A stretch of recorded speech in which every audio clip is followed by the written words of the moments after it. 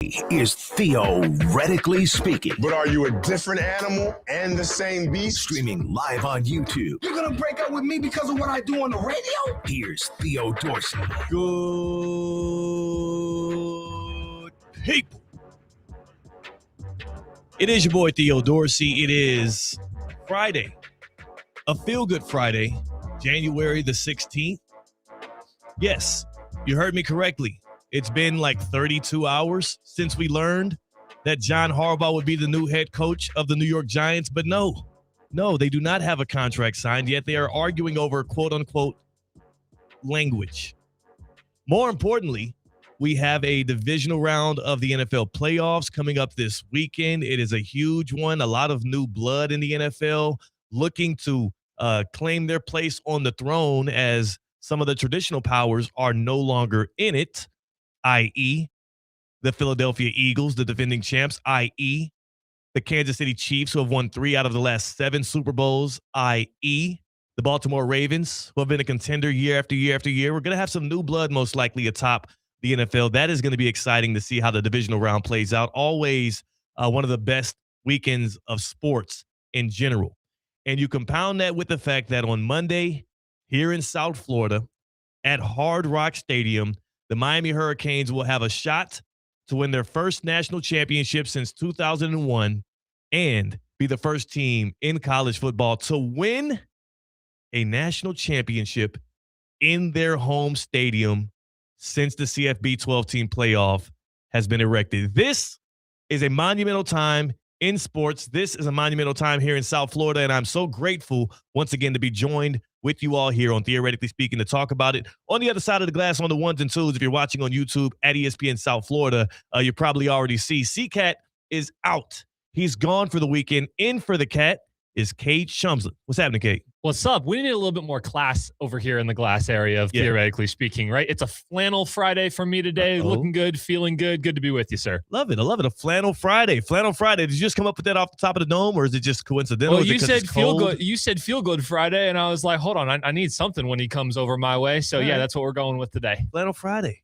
for the Catester. The Catester, who is a Texans fan. We're going to talk more NFL Divisional Round later. I want to start with this national title game that's coming. But before we do get to that, just confidence level in your Houston Texans between 1 and 10. Where are you sitting right now? Dude, I'm at about an 8. Ooh. I'm at about an optimistic Ooh. 8 right now. I'm more confident going into this game than I was last week's wild card game, funny enough.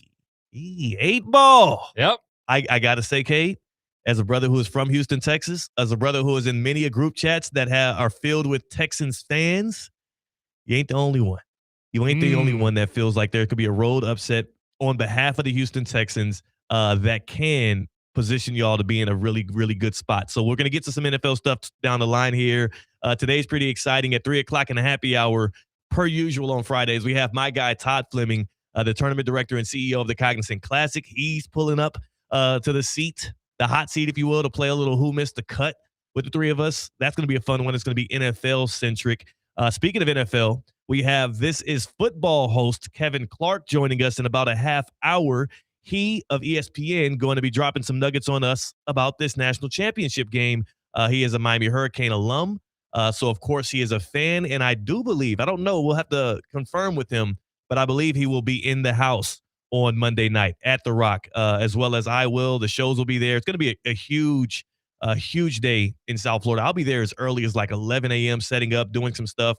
We got pre-show with myself and C-Cat, a little bonus, theoretically speaking, I believe starting at noon until 2:30, and then we'll be in the stadium waiting for kickoff, giving you content all day long on the ESPN South Florida app, as well as on the YouTube page at ESPN South Florida. So we are literally like locked and loaded. We are guns a-blazing, ready for what is going to be a crowning moment for either Indiana or the hometown Miami Hurricanes. Now, today, Kate, I want to do something here that's a bit special. Generally, you don't give predictions or any kind of for a game that's Monday night, usually you'll wait till Monday, but we're in a weird time slot Monday. And for the people that kick it with us, typically here 2 to 4, I want to have them here with us because I want to open it up as well today to the Baptist Health Hotline to get more fan engagement on this topic. But I want to talk about the one guarantee the one prediction, the one thing you promise, you really believe in your heart of hearts will happen on Monday night when Indiana takes on Miami. And for me, the singular thing that I am 1,000% confident will happen Monday night for the Miami Hurricanes against the Indiana Hoosiers, we're going to see number 10, Malachi Toney, cross the end zone. Not once, but twice. Stars shine in the biggest and brightest moments, especially stars like Malachi Toney, who has proven this thing out. I know he is only 18 years old. It's his first year of college football. But the last time he was playing football on the big stage, what did he do for American heritage? The last time he was playing big time football, literally last week in Glendale, Arizona, that touchdown scamper that he had proved out a few things: speed, the burst, the contact balance, his immaculate ability to have the ability to catch a ball from any angle. You saw the one-handed catch that wasn't. Malachi Toney is a special football player. And I believe in games like this, offensive coordinator Shannon Dawson for the Miami Hurricanes knows that this is it. You got to go balls to the wall. We don't have as much faith. Despite me thinking Carson Beck is definitely good enough to win a national championship game, you're not technically looking at him as a guy that's going to be the force that wins it for you.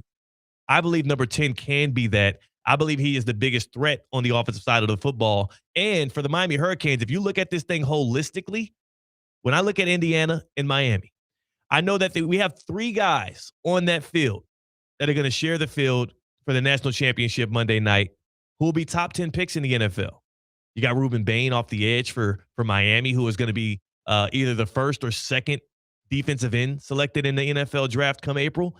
We have Francis Maui-Noa on the other side of the trenches for Miami as a tackle who is likely to be the first or second offensive lineman off the board when NFL teams come scooping up the talent out of the college football landscape.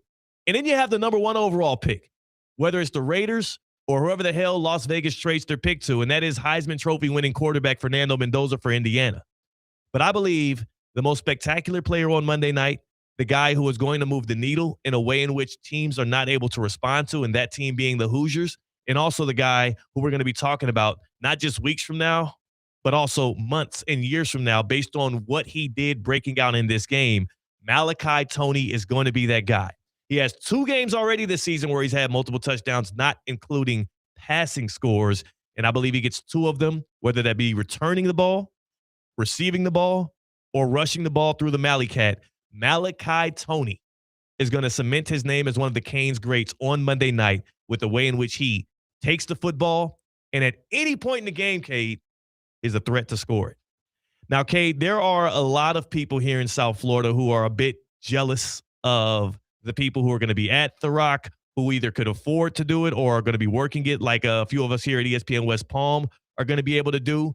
How do you plan to intake the national championship game Monday night? Be with my old man in Orlando, just like old times. Uh-oh. Very much looking forward to getting back home. I'm originally from the Orlando area. My wife and I are headed over there for MLK Day weekend. And Monday night is just going to be us and the fam, just like it used to be growing up, and watching what I'm excited to be a fresh national championship game. Yeah. No Alabama, no Ohio State, no Clemson, no any of the other historically blue blood teams. I know Miami could be in that category, but we haven't seen them in over 20 years, and we certainly haven't seen Indiana anywhere close to this. I'm excited to see something new in college football, and I'm going to be doing it in one of the places I most love to be. That's what's up, man. Going back home, just like the Canes are, as they look to cement the national championship. For you, as an innocent bystander, you're from Orlando. Who's your college team?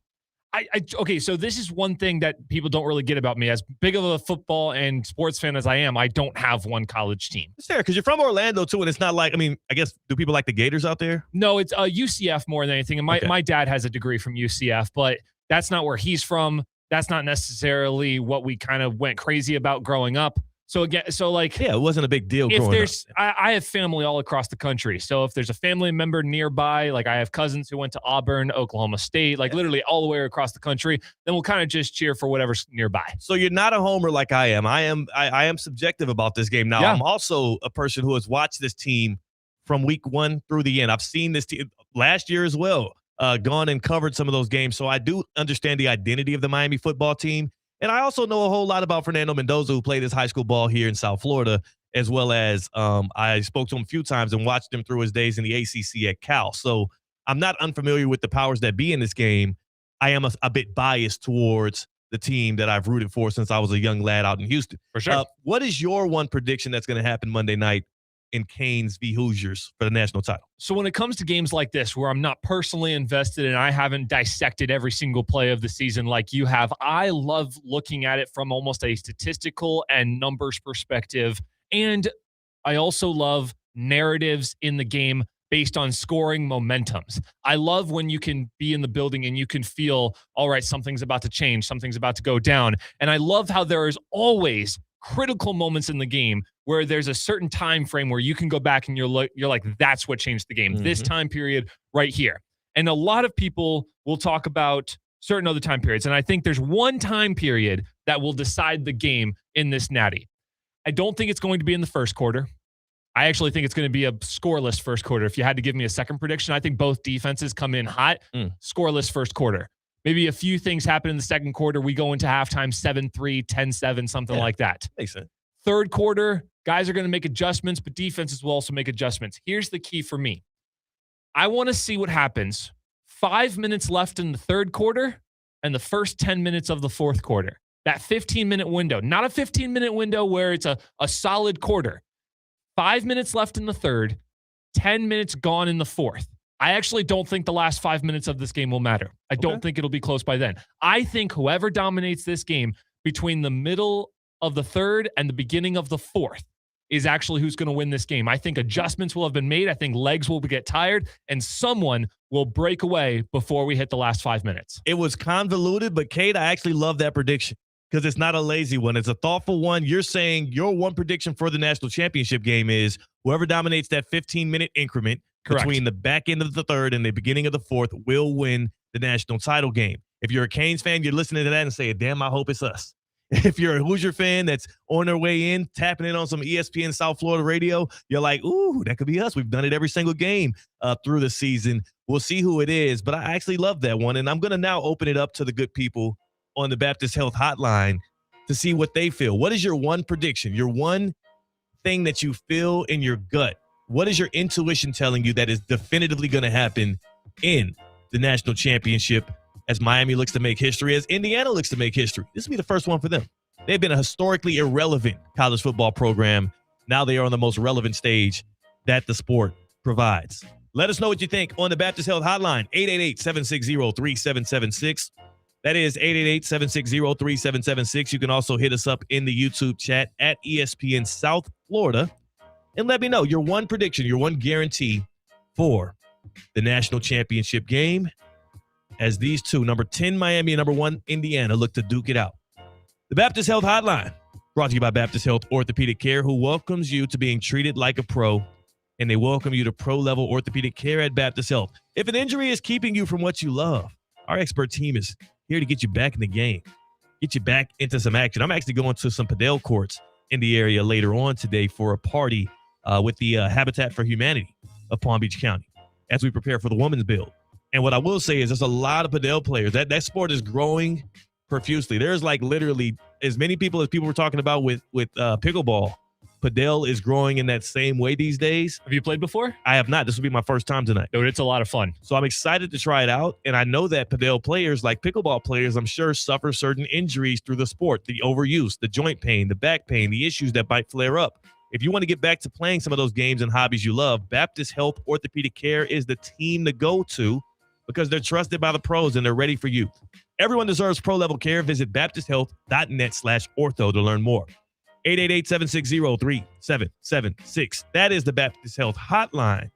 And we open the hotlines to see who you think will be, or excuse me, not who you think will win. I don't want that's boring. What's your one prediction from the game? I say 2 Malachi Tony touchdown. Cade says the team that dominates the 15 minutes between the back end of the third and the front end of the fourth will end up victorious in the national championship game. And Cade, one thing that a lot of people are overlooking as we entered the Final Four of this, like when we got to the Final Four and it was Oregon, Ole Miss, Miami, Indiana, what was the one team everybody kept saying? Team of destiny. That's the team of destiny. Oh, Ole Miss. Ole Miss. Felt like it. They had the Disney storylines with their head coach leaving them and turning their back on them, and then them winning games they shouldn't have, avenging the Georgia loss. You got a kid in Trinidad Chambliss, not kid, man, literally so much of a man that he's not allowed to come back to college football because he's too old. Him being one of the most electric quarterbacks in the nation, him making a name for himself on the big stage, and also him coming off. He's a defending national champion. He just did it at the D2 level with Ferris State. And also, he wasn't their starting quarterback to start the season. That was Austin Simmons from Pahokee, who got injured in their first or second game there. So they had a lot of history. They had a lot of storylines around Ole Miss. I bring that up to say, I actually think we were off. I think it was a lazy take and a lazy prediction to say Ole Miss is the team of destiny in the college football playoff. Why wouldn't it be Miami? Why wouldn't it be the Canes? I think because of the recency of the story. I think the Canes are a story that was 20 years in the making, more than a few months in the making. Everyone kind of had the recency bias in their head. Yeah, and I get that, which to me, it makes sense. That's why I said it was a lazy. It's not a wrong take. I also felt the magic of the Ole Miss Rebels. It was a lazy take, and here's why. I believe that on Monday night, especially if the Miami Hurricanes, when the Miami Hurricanes win the national championship on Monday night, it's going to be a full circle moment for the program. And I'm not just talking about, Cade, them winning at their home stadium in the same way in which they opened the season on prime time, not on a Saturday, that time on a Sunday night. This time will be a Monday night against a team that they were a home dog against. I was at that Notre Dame game and watched Miami pull out that win, shocking the nation. I believe they can do that same thing on Monday night against Indiana. But no, this is not a full circle moment just dating to 2025-2026's season. This championship that Miami is looking to embark on is eerily reminiscent of 1983. 1983. People ain't talking enough about 1983. Why is nobody talking about 83 when the Miami Hurricanes won their first ever national championship, Cade? This is now partially it's because I haven't done a good enough job of talking about it. You haven't done a good enough job of talking about it. I know the knuckleheads, Russo and Rizzo, ain't gonna talk about it because they're too busy big up in Indiana, Ole Miss, or Ohio State, or whoever the hell the Canes play. It's our fault. It's our fault. But this to me feels like 83 again, Cade. And this is why I say that though. I know you're probably like, what happened in 83? Yeah, that's like twice. Everybody's like that. Twice as long as I was born. Yeah, it's fine. It's fine. I wasn't around for this either. But let me tell you what happened. Because in 1983, the Miami Hurricanes actually entered that season as a team that nobody projected to win a national championship. Similar to this year. Nobody had the Canes winning a title this year. They had them winning games, maybe winning the ACC. Matter of fact, Clemson was picked to win the ACC, not Miami. I was there for the ACC kickoff when nobody gave Carson Beck and the Canes a chance. In 83, it was also a year in which the Miami Hurricanes had a quarterback that people had questions about, Bernie Kosar. Carson Beck, that was Bernie Kosar's freshman season, actually, as the Canes entered that year. And also, the other parallel to that is their second game of the season, but first win of that year came to none other than Notre Dame, who was favored and who was nationally ranked ahead of them. And it was a blowout win over Notre Dame. It was more demonstrative than what Miami did this year. But then it starts to get even more connective, Cade, as I tied 2025 to 1983, Miami's first national championship compared to what is expected to be, at least in my belief, their sixth national championship. Because Howard Schnellenberger's team that season, despite that first loss early on against the Gators, rallied off 11 straight wins and made it all the way to a game against the Nebraska Cornhuskers in a big one. And you know what Nebraska had? Because, Nebraska was the number one team in the nation at that time. Nebraska was favored by double digits at that time. Nebraska had Heisman Trophy winner Mike Rozier in their offensive backfield. Sound familiar? Sure does. Nebraska was in the Big 8. Indiana's in the Big 10. Nebraska was prolific that season. Nebraska was dominant. Nobody gave Miami a chance in the game that amounted to being the national championship game because Nebraska also had a head coach that a lot of people believed in Osborne.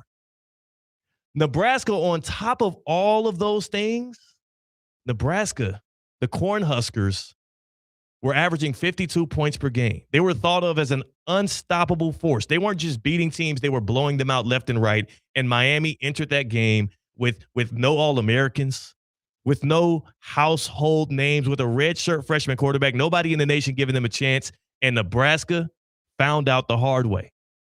Miami goes on to win that game 31-30. And Cade, the reason why I say the parallels are so thick between that one in 1983, technically 84 because the Orange Bowl at that time was January 2nd, 84, whatever, and this game here that's coming up in 2026, Cade, that game was played in the Orange Bowl. Oh. Cade, nobody's talking about this. Miami's first national championship was cemented, was won on their home field in 1983. Yeah, it was a different coach, Howard Schnellenberger. Yeah, it was a different time in college football where you won based on polls. And I know there's Auburn fans out there like, oh, we deserved it. I know there's Texas fans out there that are like, oh, if we would have just got the. Well, you didn't. No. Miami beat Nebraska on their home field in 83 when nobody thought it was possible, when nobody before the season thought they'd make it to that stage, when also there were questions as to whether or not the quarterback was the right guy for the job. But the difference was the coaching staff believed, the recruiting classes that they brought in. This was Melvin Bratton freshman year. This was like a historic start to what would become a Miami dynasty. The first one, 4 out of 9 national championships they would go on to win, starting with 83. And that's why I say the parallels to them doing it at their home stadium, the parallels to them doing it against a power that nobody in the nation believes they can do it against. And then also you look at a team in the Miami Hurricanes who it's been 20 years. It's been an absolute drought. We could not be just on the precipice of them winning a national championship in their own backyard. We could be talking about a start of a run for the Miami Hurricanes. Okay, we're already seeing it happen in our own backyard here. We got the former number 1 player on the top 63 list, Vandrevius Jacobs, former South Carolina Gamecock, former Florida State Seminole, hopped in the transfer portal after seeing all of this buzz, and he's going to be a Miami Hurricane next year. We have the number 1 player off of this top 63 list this year out of high school football in Palm Beach County and the Treasure Coast, Javian Mallory, who won the Palm Beach County Football Player of the Year 2 years ago as a sophomore running back for West Boca, who's won back-to-back state championship games. We have him committed to come to Miami. He's going to be suited up. He's going to be on the sideline actually as an early signee and watch the Canes go out and do the unthinkable because of what he's seen Mario Cristobal build so far in his early tenure with the Miami Hurricanes. This is a team of destiny.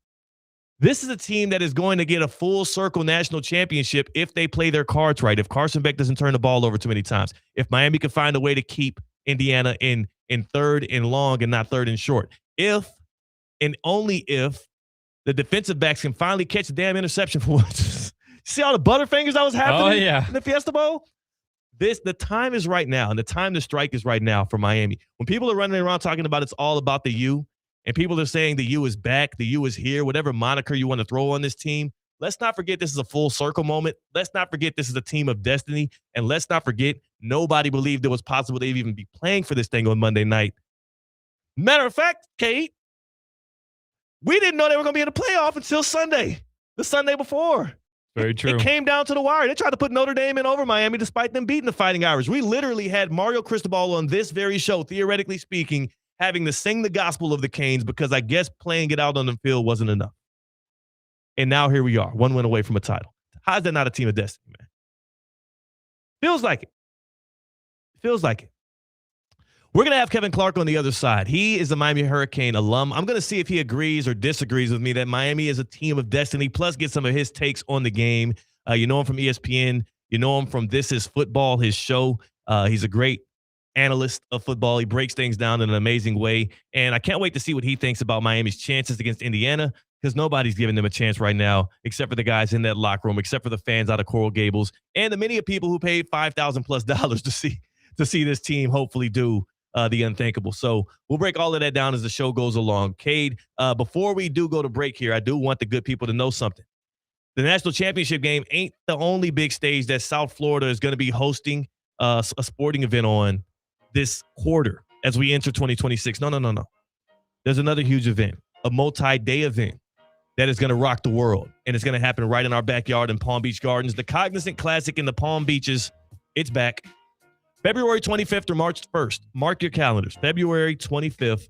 I want to see you there. I want to see you at the Bear Trap.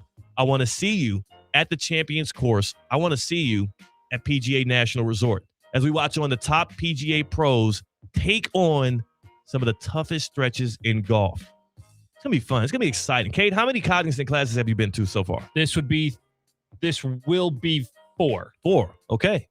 This tournament here, and you're a golf guy. Oh, yeah. This tournament here brings out a lot of fun, brings out a lot of fans that want to have a good time. It also brings out some great golf. We've seen some electric finishes over the past few years, and I expect to see one again this year. We have a huge announcement also coming up around this tournament. I'll let Todd Fleming, our tournament director, lead us into that when he joins. Tickets for the 2026 tournament are on sale right now. TheCognizantClassic.com. That's how you get tapped in. TheCognizantClassic.com. Check it out for your ticket options. They have it all for every golf fan, whether you want the premium stuff or you just want GA to get in the actual arena there. We got the Shoreline Suites, the 1909 Terrace, and I'll be hanging out at the Bear Trap. That's free beer, wine, and soft drinks. That comes with a Bear Trap ticket. That's what the party is. So pull up on us. Tickets are on sale right now. TheCognizantClassic.com. TheCognizantClassic.com. On the other side, we bring in Kevin Clark from This Is Football. We talk some Canes football and their chances in the national championship. And as Jacob said in the YouTube chat, Miami is a lock. I'm with you, Jacob. That's Kate Chums, and I'm Theo Dorsey. We're Theoretically Speaking on ESPN 106.3. The 2 p.m. hour is presented by the Cognizant Classic in the Palm Beaches. Teeing off February 25th at PGA National. Get your tickets today at theCognizantClassic.com.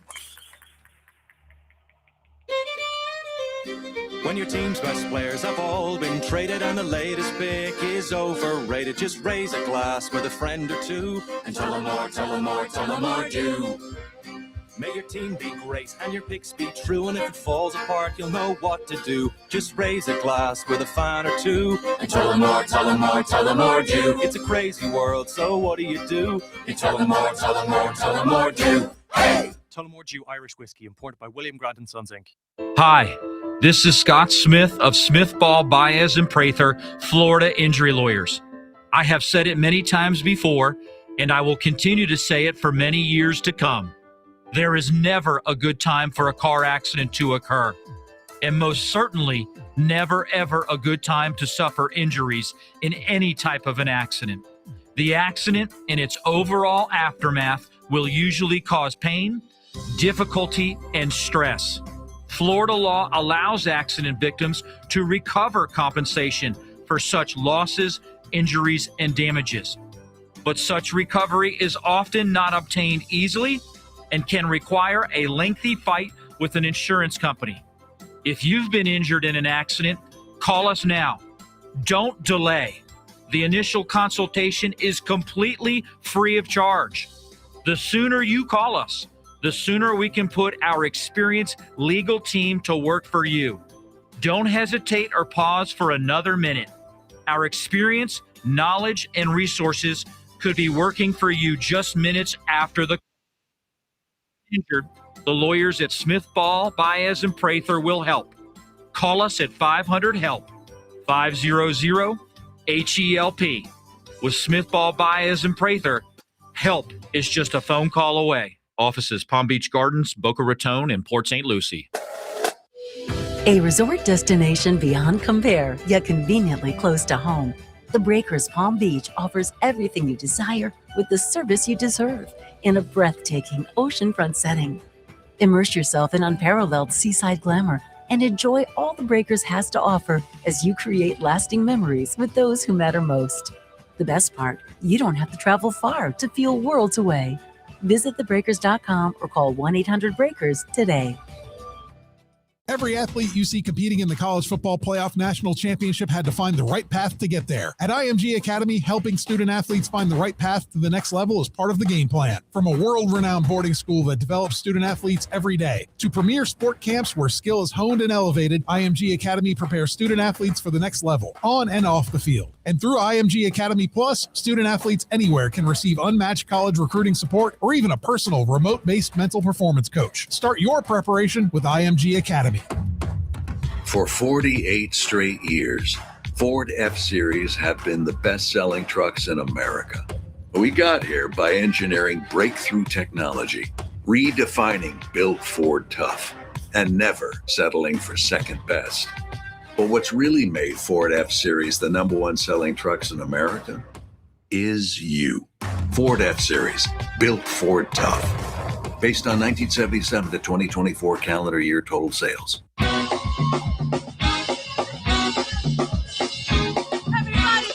Live from the Anajar and Levine Accident Attorney Studios, Theo Dorsey is theoretically speaking.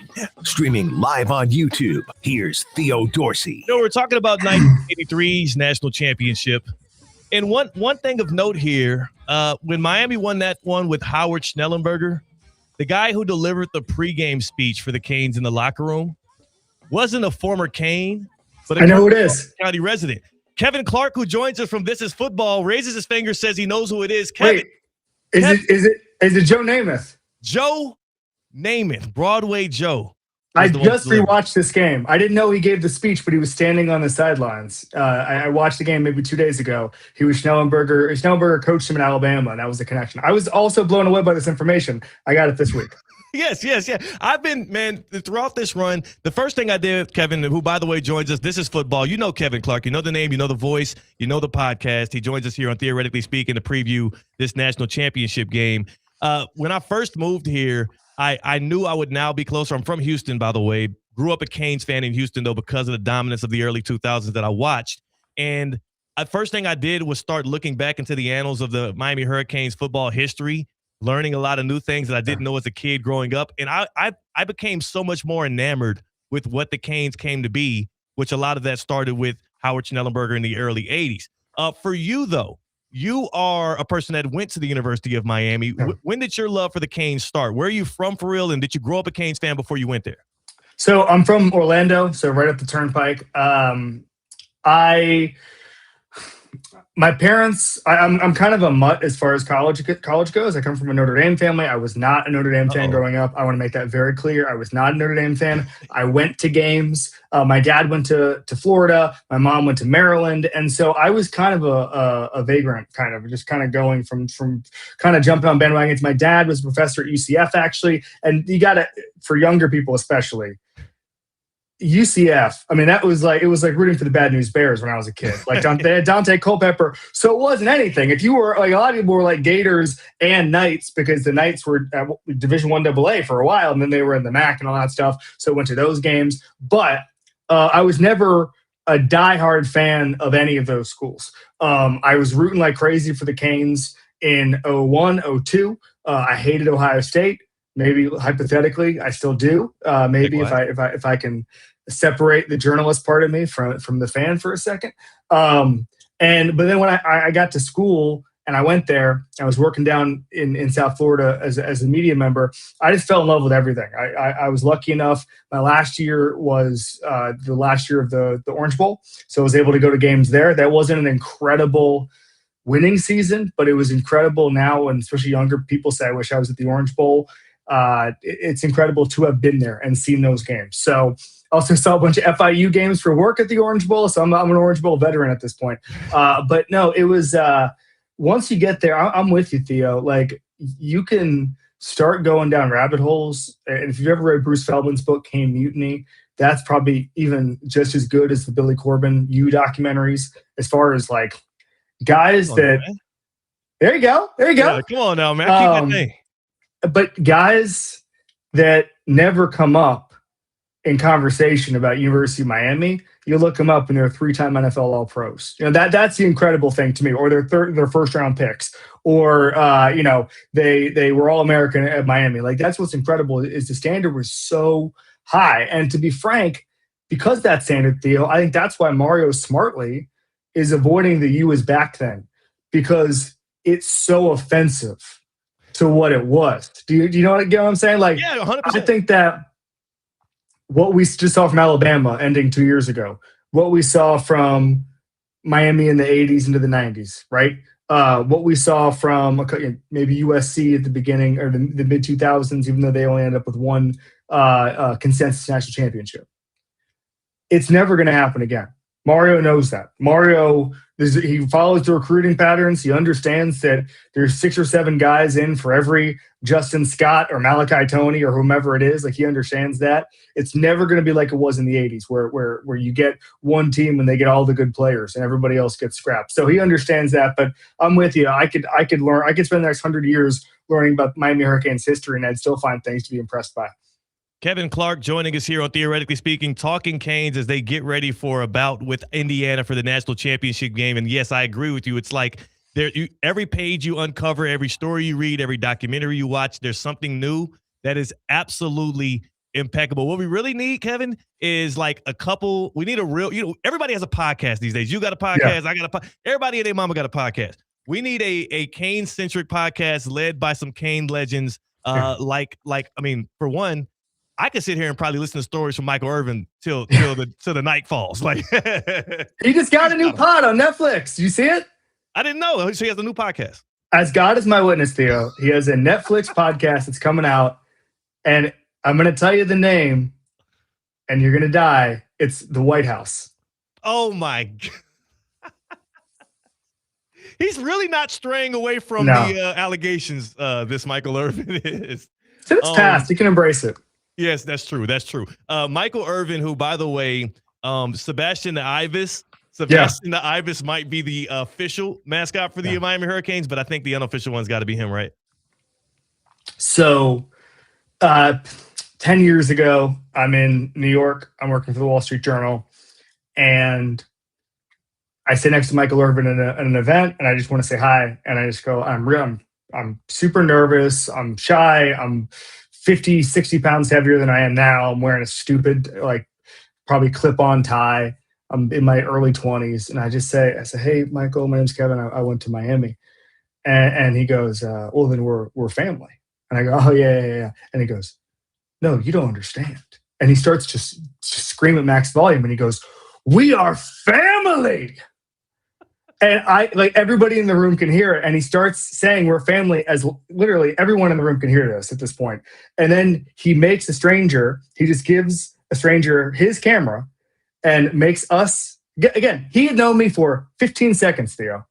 He puts his arm around me. We do the U. He immediately tweets it to his 1 million followers or whatever and says, this is Kevin Clark. I met him wherever you family is everywhere. And even like today's Kevin Clark. This is before you blown up. Buddy, I had nothing to my name. Okay. Nothing. All right.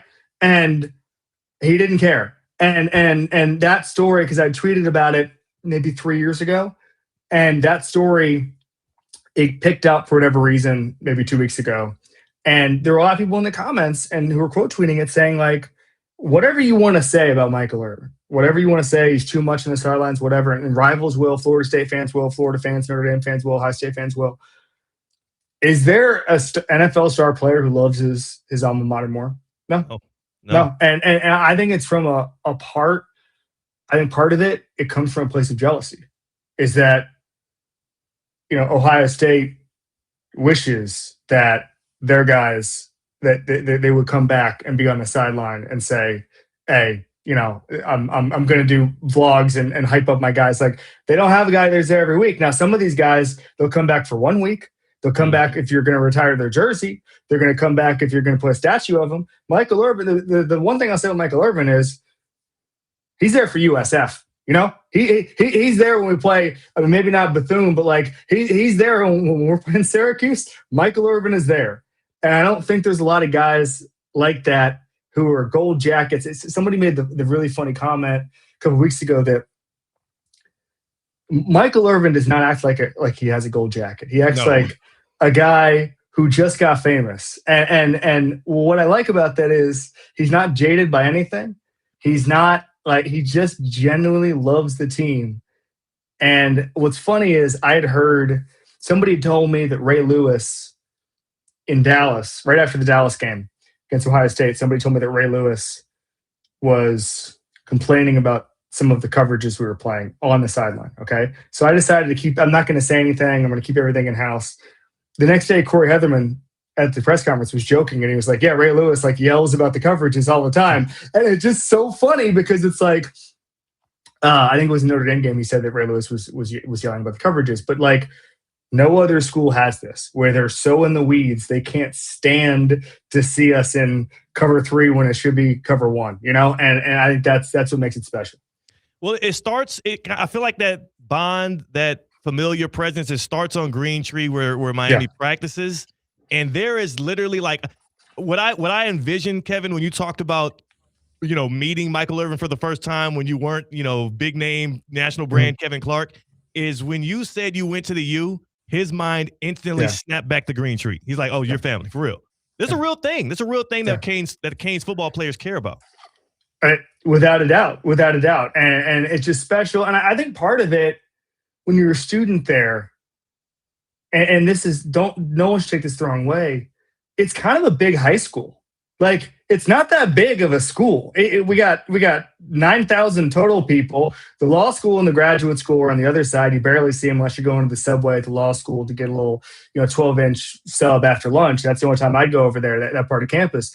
And so you'd see the football players all the time. You got to know them. I was in a spring break class one year with it was just me and 6 football players, like Alan Bailey, Leonard Hankerson, and those guys. And so it's not like I have a bunch of friends who went to Florida State, and they were like, oh yeah, we had one, 150 person class with, so-and-so was in there, Chris Ricks was in there, and, he came to class 3 times. For us, it's such a small university.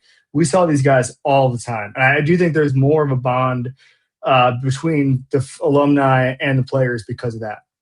Yeah, it's special, man. And what Miami is right now and what Mario Cristobal is building feels special from the outside looking in. I have to wonder, though, Kevin, I know I'll be at the game covering it. Are you going to be at Hard Rock Stadium Monday? I will be in the house. I just saw Barry Jackson just tweeted this. Steve Walsh, who was our quarterback for a national championship, is going to go tailgate but doesn't have a ticket.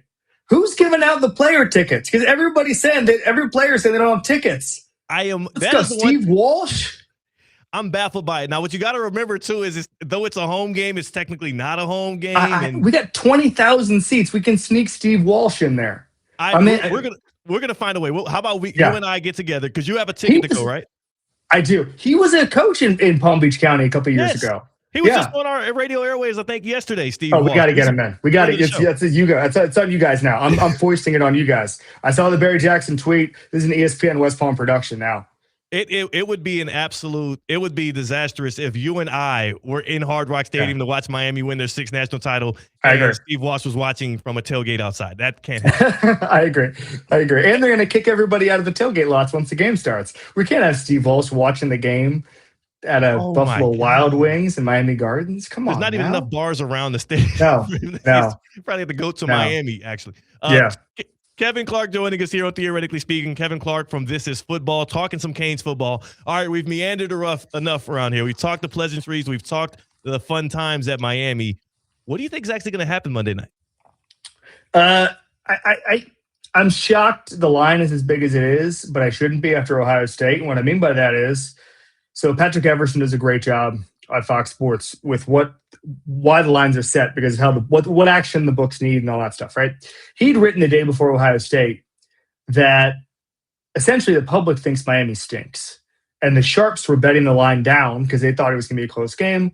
But all the public sees, and you know these bettors, I know these bettors, they barely watch college football. They put $50 a week on whatever they think in their account, and then they go watch the games, okay? I don't blame those bettors for saying they lost to Louisville, they lost to SMU, they stink. I do a little bit after we beat Ole Miss, Texas A&M, and Ohio State, but still, the same national jokes about Mario Cristobal are made. The same national jokes about Carson Beck. Every clown on earth with a podcast, except us two, frankly, keeps saying, oh, well, Carson Beck's going to lose them the game because he's a turnover machine. Big dog, The last time he was a turnover machine was mid-October. It was one game against Louisville where he was trying to throw the deep ball in every pass. Okay, he hasn't been that guy. Essentially, since that game, since SMU, which was Halloween weekend, he threw one garbage time interception at Pitt. I was there. I was hungover. I could barely move, but I saw it. He had the tipped pick against Ole Miss, but other than that, he's kept control of the ball. And so if you're betting, threw more interception-worthy passes in that Fiesta Bowl than what Carson Beck did. Correct. And by the way, Trinidad Chip was an awesome player. Holy moly, I still have nightmares. But if you're betting on Carson Beck imploding, I would love to be on the other side of that bet. Okay, love to be on the other side of that bet. So hit me with your action if you're betting on Carson Beck. 3.5 turnovers, which every Indiana podcaster seems to think. So I think it's going to be a fourth quarter game. I think that it's going to be. I'm a little worried about the cornerback depth because you have the injuries and the suspension with Xavier Lucas for the first half. We'll see about that. But I think it's going to be very similar to the rest of these games. I think it's going to be ball control. I think it's going to be drain the clock, run the ball, Mark Fletcher, screen game, couple shots. But really, I think Miami's going to Miami's going to be able to take Indiana into deep waters for 3 quarters. And then it comes down, and I saw a smart person say this morning, it's going to come down to a couple of mistakes in the fourth quarter. And we have a veteran team. We're going to be at home. The Indiana fans think they're taking over the stadium. Good luck, boys. Good luck. No. And if I had to guess, I went on Russillo yesterday. I guessed 23-20 Canes. I'll stick with it. I like that number. I do think that the under likely hits in this one. It's around 47.5, I believe, unless it got moved a little bit. And these are two really, really, really, really, really good defenses and two really well-coached teams. My number one prediction for this game not only is a Miami victory, but I believe Malachi Toney finds the end zone twice.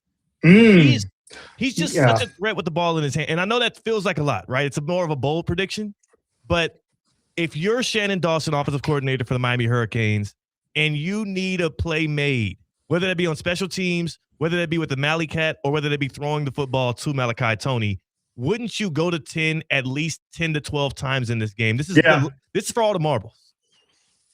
The other thing we haven't had in a while is Malachi Toney pass, which I think they've been saving for a couple weeks now. So I would throw that out there, or at least establish it so that Indiana poops their pants game planning for it. But I'm with you. I think there's a bunch of different ways. And the one thing I want to say is I have a ton of respect for Indiana. And I talked to a scout on Tuesday. Forget what day it is. This college football playoff thing, it breaks my brain because normally in the NFL, it's Thursday, Sunday, Monday. We get now it's Saturday, Thursday. Right. I talked to a scout on Tuesday. And they said the issue is, Indiana doesn't have a bunch of first-round picks. They don't. They have Fernando Mendoza, and then they got a bunch of guys who are older, who are playing solid enough to get drafted in the mid-rounds. But, they're not Ruben Bain. They're not Kiko CeCe Maunella. And but what they don't do is they don't make mistakes on defense. They really don't make mistakes. And they're one of the best coached teams really anybody's ever seen. And so I think one thing that benefits Miami is that everybody already knows our plays. It doesn't matter if you're watching film. We're going to throw tunnels, fake pull screens to Malachi Toney. We're going to we're going to throw fades to CJ Daniels. We're going to run behind the guards with Mark Fletcher. I just gave up the game plan, guys. There it is. That's all we do. And then we throw the third down post routes to Keelan Marion, which we did 4 times against Ole Miss, and they didn't seem to catch on. So I don't think there's going to be a lot of razzle dazzle on Monday. Again, I think the Mally Cat and maybe a throw from there is what you're looking at. But I don't think Dawson's ever going to run a flea flicker ever again. I think that's probably over. I think that you're going to see toughness. You're going to see 5.5-yard gains from Mark Fletcher, and eventually you're going to see a Carter Davis field goal to win it type of thing. That right there would warm my heart. That right there would set the confetti to fall at Hard Rock Stadium, and then Miami would win its 6th national championship, and they'll be the first team to do so at their home stadium since the 12-team playoff was cemented. That's another thing that people don't talk enough about. 83 was at the Orange Bowl. They've kind of done this before. I will say this, having rewatched it the other day, pretty heavy Miami crowd in that game. This was before you could just jump on Expedia and get a cheap flight. Tough to get from Nebraska in those days. Now, a great setup for the Canes in 83. That probably did help them out. And then also, one last thing from that game. How shocked are you reflecting back on it that Tom Osborne decides to go for 2 at the end, right? Like Nebraska scores a touchdown late. They're down by 1. If they kick the point after touchdown, it ends in a tie. And Nebraska likely claims the national title. He went for 2. They got so many breaks. I have to be honest, not to flame the 83 team, but when I rewatched that game, I didn't realize that they weren't even Miami wasn't even in the hunt for a natty until Texas lost earlier in the day. The blocked kick on the first drive, Nebraska's making uncharacteristic mistakes. The 83 team is a miracle they won at the Orange Bowl, and what I'm looking for is a win, but not a miracle on Monday. Right. You don't want a miracle, and that was a team of destiny. That's why I say that. And that's why I think this win is just slightly reminiscent. There's a lot of ties to that 83 win if Miami's able to do it as well. Kevin, this has been a joy, man, and a thrill. You do great work. Love seeing your stuff. This is Football Podcast by Kevin Clark on socials if you want to see more of Kevin Clark's work. And I'll see you Monday night, man. Thanks, buddy.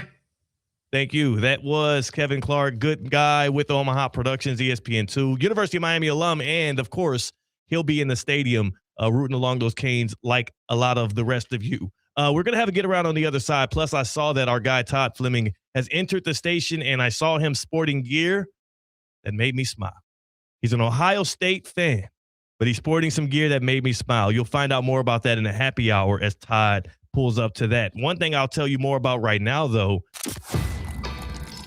is Culligan water. I'm not sure. I pushed the wrong button there, Kate Chumsland. I got a little freaked out. Like, what's playing? I pushed the wrong button there. And that's why usually I leave CCAT to pushing the button. I got big thumbs. You know what I'm saying? I can't really. This board is a little weird. But this is the button I meant to push. Hey, Culligan man. Culligan water. Those are the good people to hook you up, man, especially coming off of the holidays, especially as you look to ride into the spring refreshed and renewed. How about this for a New Year's resolution? Renew your water system.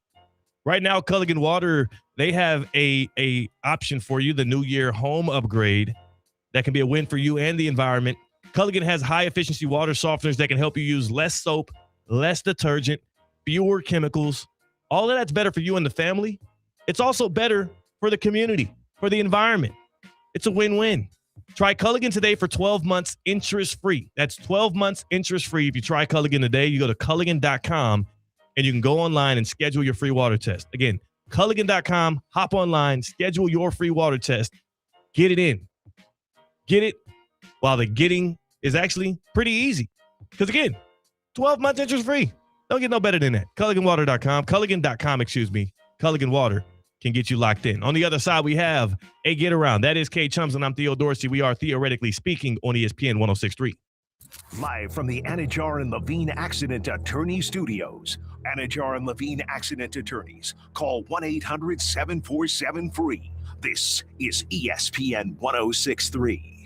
Every athlete you see competing in the College Football Playoff National Championship had to find the right path to get there. At IMG Academy, helping student athletes find the right path to the next level is part of the game plan. From a world-renowned boarding school that develops student athletes every day, to premier sport camps where skill is honed and elevated, IMG Academy prepares student athletes for the next level, on and off the field. And through IMG Academy Plus, student athletes anywhere can receive unmatched college recruiting support or even a personal remote-based mental performance coach. Start your preparation with IMG Academy. Hi, it's Evan Cohen from Unsportsmanlike, and I'm dropping the gloves. Your new home for the back-to-back Stanley Cup champion Florida Panthers is ESPN 106.3. Tonight, it's the Cats versus Chaos as the Panthers take on the Hurricanes. Buckle up. Coverage begins at 7 on ESPN 106.3. At HSS, movement is their specialty. Their team of experts provide personalized treatment options backed by over 160 years of orthopedic expertise. Whether you need advanced non-surgical solutions, surgical care, or comprehensive rehabilitation, HSS Florida delivers the exceptional quality care you expect from HSS, the nation's #1 in orthopedics. With 3 locations in West Palm Beach, Wellington, and now Jupiter, expert care has never been closer to home. Choose better, move better. Learn more at hss.edu/Florida.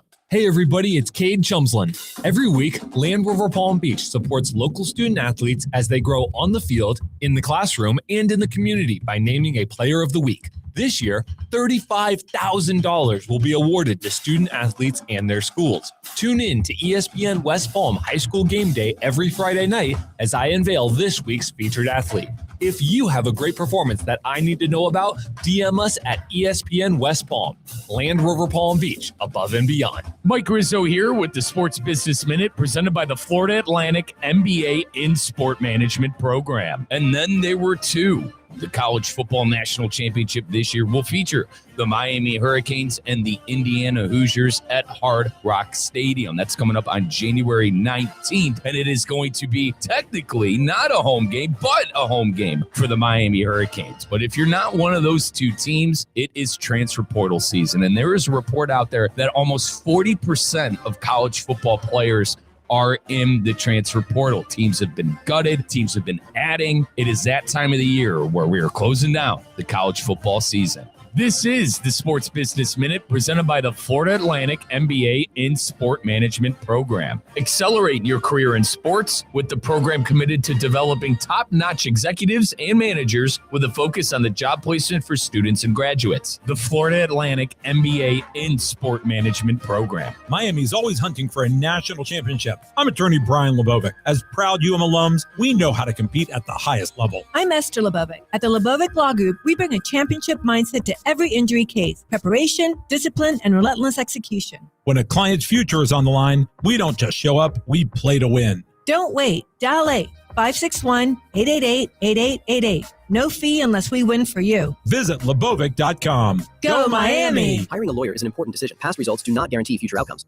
The College Football Championship's here. Defending their home turf at Hard Rock Stadium, Miami looks to win their 6th national title and cement themselves back at the top of college football. Indiana comes in as juggernauts, undefeated, experienced. They've got the Heisman winner, and they're looking for their first championship. Find out who wins it all Monday on ESPN 106.3. College Football Championship Week on ESPN 106.3 is presented by IMG Academy, the Breakers Palm Beach, and Bradley Heating and Air. Medically speaking, streaming live on YouTube, here's Theo Dorsey. Ahoy, mateys.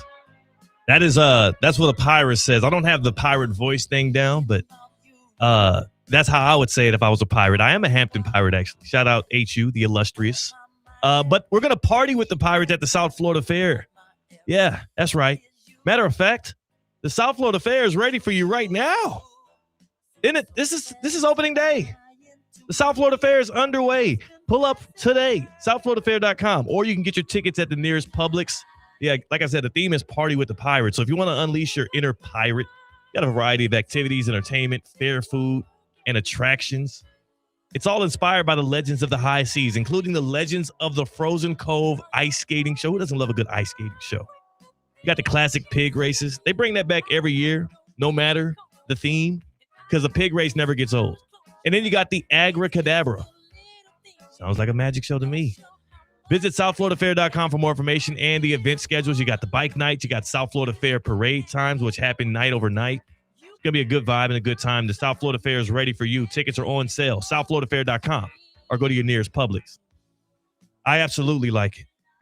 I absolutely do like it. It is a feel-good Friday, a football Friday here on Theoretically Speaking. We're running out of football Fridays. We never run out of feel-good Fridays. Kate Chumslin's in for CCAT on the other side of the glass on the ones and twos.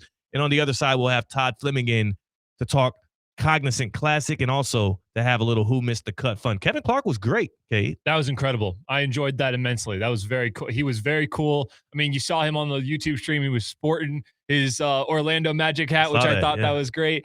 And then the thing that I turned on to, what Kevin was saying, there is no other athletic alumni that is more passionate about their school than Hurricanes. Yeah, no. Which I had never actually thought about it before, but he's so right. When it comes to Ray Lewis, Michael Irving, Ed Reed, any of those other greats. Andre John. Here's the thing. I was at the Fiesta Bowl in Glendale. And after the game, when the confetti was falling from the skies and the players and teams were on the podium and everything there were so many Canes legends on the field that half of the media that was down there was focused on the podium and the other half were seeking out Canes legends to interview. Michael Irvin, Ray Lewis. I had to make the choice in the moment. I'm walking up. I see two Canes legends right there. Andre Johnson, and Edgerrin James. And I'm like, damn, which one do I go? I wanted to get an interview. I knew if I got one, the other one would get tied up, and I'd have to find them afterwards. That is a sentence you would have never uttered in your life. I'm sitting there in this business. I had to make a split-second game time decision. Okay, do I go to Andre Johnson or do I go to Edgerrin James first? I went Andre first, and lo and behold, I couldn't get to Edgerrin afterwards. He got busy. So that's how immaculate it is. Cam Ward was down there, a recently minted Canes legend. This program, man, it's special, and it's building. It's building. I want to talk about a program that wishes it was on that level, and that's the Miami Dolphins. Oof, same stadium, completely different spectrums. Tough scene for the Dolphins right now. They are in the midst of a coaching search. We actually have 0 head coaches confirmed. 9 head coach openings, 0 confirmations, because the New York Giants, despite being linked to John Harbaugh, despite the reports around Harbaugh being their next guy, have you seen anything that says it's finalized yet, Cade? No, which is why when everyone talked about it yesterday, I was a little confused. I was like, hold on, I haven't seen the hired logo. Right. I haven't seen the graphic. I haven't seen the deal in paper. People are thirsty to jump on news and read and react. So I do think that it's going to get past the finish line, Harbaugh to the Giants. I also understand that whenever you have a contract negotiation that lasts, nearly 48 hours, something ain't right. So maybe Harbaugh, his availability opens back up. Maybe the Dolphins can come swooping in there. I doubt it. But as for the Dolphins, I am settled in now that their dream hire should be Chris Shula, who is one of the guys. I believe they had an interview with him today. And they've been interviewing a lot of coordinators around the National Football League as they've now moved on from Mike McDaniel. They have the former their new GM is a former member of the front office of the Green Bay Packers. And they also have interviewed defensive coordinator of the Packers, Jeff Haley, because now he's available because the Packers are eliminated. The Dolphins are profusely searching for their next leader, and I'm all in on the Shula name, and it has nothing to do with what I think of as Shula as a potential head coach. I don't know enough about the information. I have to be blunt with you. I have to be honest with you. I've been so wrapped up in hurricane coverage to give a damn. But one thing I do know is the Shula name carries weight in South Florida.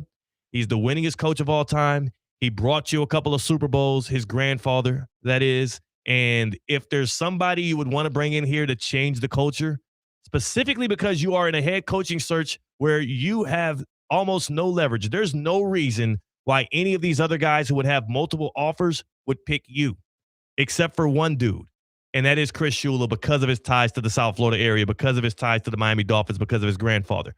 You only have the edge with one guy, and that's Chris Shula, and he might be one of the better candidates out of this pool. They have got to figure it out. They have got to do that thing that people say, don't let him out the room. Whatever it takes, the Miami Dolphins need to go all in on Chris Shula. I have no angle on how great of a coach he will be. One thing I do know is you look at that Los Angeles Rams defense. A lot of no names, a lot of young guys, a lot of rooks have shown up. Last year, they had 2 rookies nominated for Rookie of the Year, and Fisk and Jared Verse. He is a good developmental coach, and you have a defense that also has no names and can use a lot of developing. I believe Chris Shula should be the name that they go with. We'll see if they can woo him away from other teams. But again, Kate, the only coach they have an advantage with that is a hot ticket item would be him, and it all goes back to his lineage. Like, am I off base by saying that? Am I being belittling of their operation in Miami? I don't think belittling is the word, but I don't think you're giving it enough credit as an organization.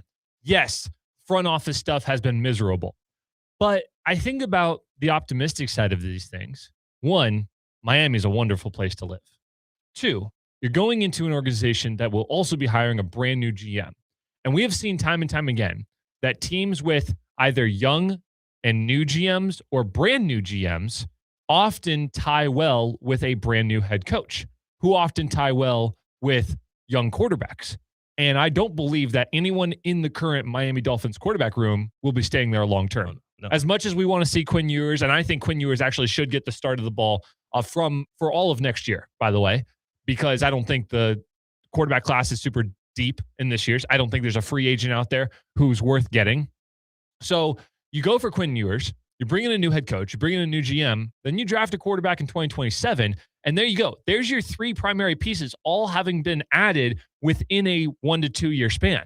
That's incredible for me. That's the way to go. I don't think that you have to say, oh, Chris Schuler's our guy because he has the ties. There's other things that are good about this Dolphins team that I think should be able to be catered to other big time coaches out there. Yeah. Like a Mike McCarthy, like a for some reason I'm now forgetting Robert Saleh. Yeah, I like Saleh as well. Right. So I think he has better options. I think, but I that's what I'm saying. I think you got to be able to press for. Would you rather to go to Miami or Cleveland right now?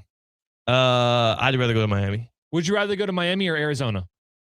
I personally would rather go to Arizona. Really? Yeah. See, I would go to Miami. I wouldn't. Arizona is 1 year closer to getting rid of their problematic quarterback. They have more weapons on offense. Marvin Harrison. Like, they got more to work with from the ground up on both sides of the ball to me than what Miami has. Okay. They're in cap trouble, and they ain't got no quarterback. I think Miami has a lot larger issues than Arizona, but both of them are near the bottom of the pool when it comes to searching for a head coach. Correct. I can agree with you on that.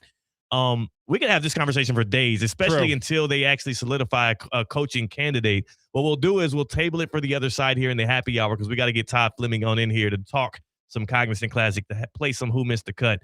So on the other side, we have Todd Fleming. We have the happy hour. That is Kate Chums, and I'm Theo Dorsey. We are, theoretically speaking, on ESPN 106.3. Live from the Anajar and Levine Accident Attorney Studios. Anajar and Levine Accident Attorneys. Call 1-800-747-FREE. This is ESPN 106.3. Funnel cake. Rise. Farm animal. Wake up, South Florida Fair. Don't tell me what's fair. What? The South Florida Fair is open. Why didn't you say so sooner? Countless attractions, vendors, mouth-watering food. There be something for everyone. See all the activities at southfloridafair.com or download the Fair app. Open now in West Palm Beach. January 16th to February 1st. Experience the world's premier equestrian event right here in Wellington, Florida. The Winter Equestrian Festival brings together Olympic and world champion riders and horses from all around the globe for 13 weeks of elite international competition and unforgettable moments. Don't miss the iconic Saturday Night Lights, high-energy show jumping, incredible atmosphere, and excitement under the lights. Now through March at Wellington International. Visit wellingtoninternational.com for more information. Wellington International, where champions are made. College football fans, it's time. The ESPN Radio College Football Campus Tour is rolling into City Place, West Palm Beach. Join us Saturday night, January 17th from 4 to 8 for live ESPN radio shows. We'll have awesome giveaways. You can try your shot at our Serve Pro Rapid Response Reflex game, a Robin Hood football toss, and maybe even grab a free Monster Energy drink. Bring your friends, rep your school, and be part of the action as ESPN Radio takes over City Place. Saturday, January 17th from 4 to 8 at City Place, West Palm Beach. Anajar and Levine. Call 1-800-747-FREE. That's 1-800-747-3733. ESPN 106.3. WESP Jupiter, a Good Karma Brands radio station. Hey, hockey fans. This Saturday night, ESPN West Palm and Yingling are taking over Charlie's in Stewart for the coolest watch party in town. From 6 to 8 p.m.,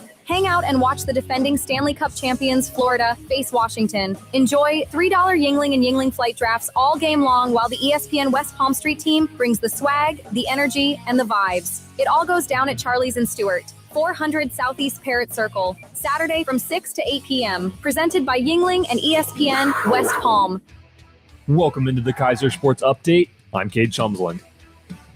We got all sorts of Sun Conference awards to hand out this week to the Seahawks. First, for women's basketball, congratulations to Jasmine Hale for earning Sun Conference Defensive Player of the Week. In the last 2 wins for the Seahawks, Hale had 9 steals and 23 total points. Next, to men's basketball. Congratulations to Sun Conference Offensive Player of the Week, Cameron James, and Sun Conference Defensive Player of the Week, Cameron Baldwin. In the Seahawks' last 2 wins, James averaged 25.5 points per game. He leads the conference as a whole in scoring with 23.4 points per game. Baldwin has been a monster on defense. On Wednesday night against Southeastern, Baldwin had 6 blocks, and he is now 3rd in all of NAIA in blocks per game with 2.8. For times and tickets on all of Kaiser University's athletic events, head to KUSeahawks.com.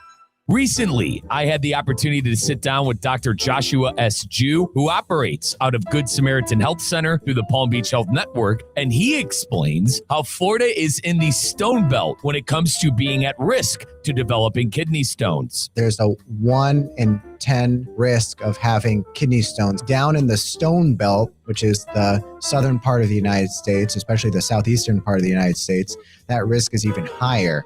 A lot of that's due to dehydration, which is probably the biggest risk factor for kidney stone formation, as well as diet. Having high oxalate-rich foods can predispose to stone formation risk. Florida is right in the middle of the stone belt, so a much higher risk of having stone disease here. That was Dr. Joshua S. Jew from the Palm Beach Network Physician Group. For a physician referral, call 866-654-2362 or go online to pbhnphysiciangroup.com. Live from the Anajar and Levine Accident Attorney Studios. The man your man could smell it. Theo Dorsey is theoretically speaking. But are you a different animal and the same beast? Streaming live on YouTube. You're gonna break up with me because of what I do on the radio? Here's Theo Dorsey. Good people. This is Theoretically Speaking. It is a feel-good Friday, a feel-good football Friday, if you will, January the 16th. I'm feeling good. My favorite college football team, and a lot of y'all's as well, is a couple of days away from playing for a national championship in the backyard. They don't got to go through the front door. They go through the back door. They're at home with it. Kate Chums is on the other side of the glass on the ones and the twos. And in for the happy hour here is our guy, Todd Fleming, tournament director and CEO of the Cognizant Classic in the Palm Beaches. Are we ready to rock, man? I like what you're sporting. Well, I had to go deep into the closet today and pull something out for Theo. Plus, you want in your backyard, you want your team to win. So, and if they win, then I get a chance to say Ohio State lost to the eventual national champion. Yes. So, but I wore this today for Theo. I'm rooting for you, man, and I know you're going to be there. So you got my support. I appreciate it. Well, now what's the background behind this shirt? Because it looks like you were on the staff at University of Miami at one point. He's wearing a University of Miami. For those that aren't watching on YouTube at ESPN South Florida, it is an Adidas Miami short sleeve. Like, what do you call the cut on that? It's like a little quarter zip. It's a quarter zip, but more like Henley style because you can't zip it. So what the heck is that? Where'd you get it? It is sideline gear. Yeah. Official. No, it's so the agency, the agency that I was at is a partnership with the University of Miami. So I've been in business with the University of Miami for quite some time. Okay. And so every now and then you get a little piece of gear, a little piece of merchandise from all these engagements. Well, as Kevin Clark told us earlier from This Is Football and ESPN, if you wear that shirt around Michael Irvin, and he's going to throw his arm around you and call you family. Well, he did do that. So we used to, remember, I used to live in Dallas. I used to live in Dallas, and we would travel back to see family in Miami. Yeah. He actually grabbed Zach. He had Zach in his arms on an airplane and had him for 15 minutes walking up and down the aisles on an airplane from Dallas to Fort Lauderdale. So Michael Irvin and I are family. Yeah, our only two guests of today have been considered family by the one and only Michael Irvin, which furthers how deep his connection is with people in general. He just loves people, man. Yeah, he does. And to be able to talk to him, he could talk to you about anything. Yeah. Always happy, always jovial, smile on his face. And I really did appreciate that he took the kid off our hands on the airplane so that way I could spend more time with my wife. There you go. There you go. By the way, that kid, we both will be watching in a game, high school basketball game tonight, to tell you how long ago that was as the Jupiter Warriors take on the Dwyer Panthers. I'll be having that coverage for ESPN West Palm on YouTube. So y'all be on the lookout. We go into D Block tonight trying to revenge a loss from earlier in the year. Yeah.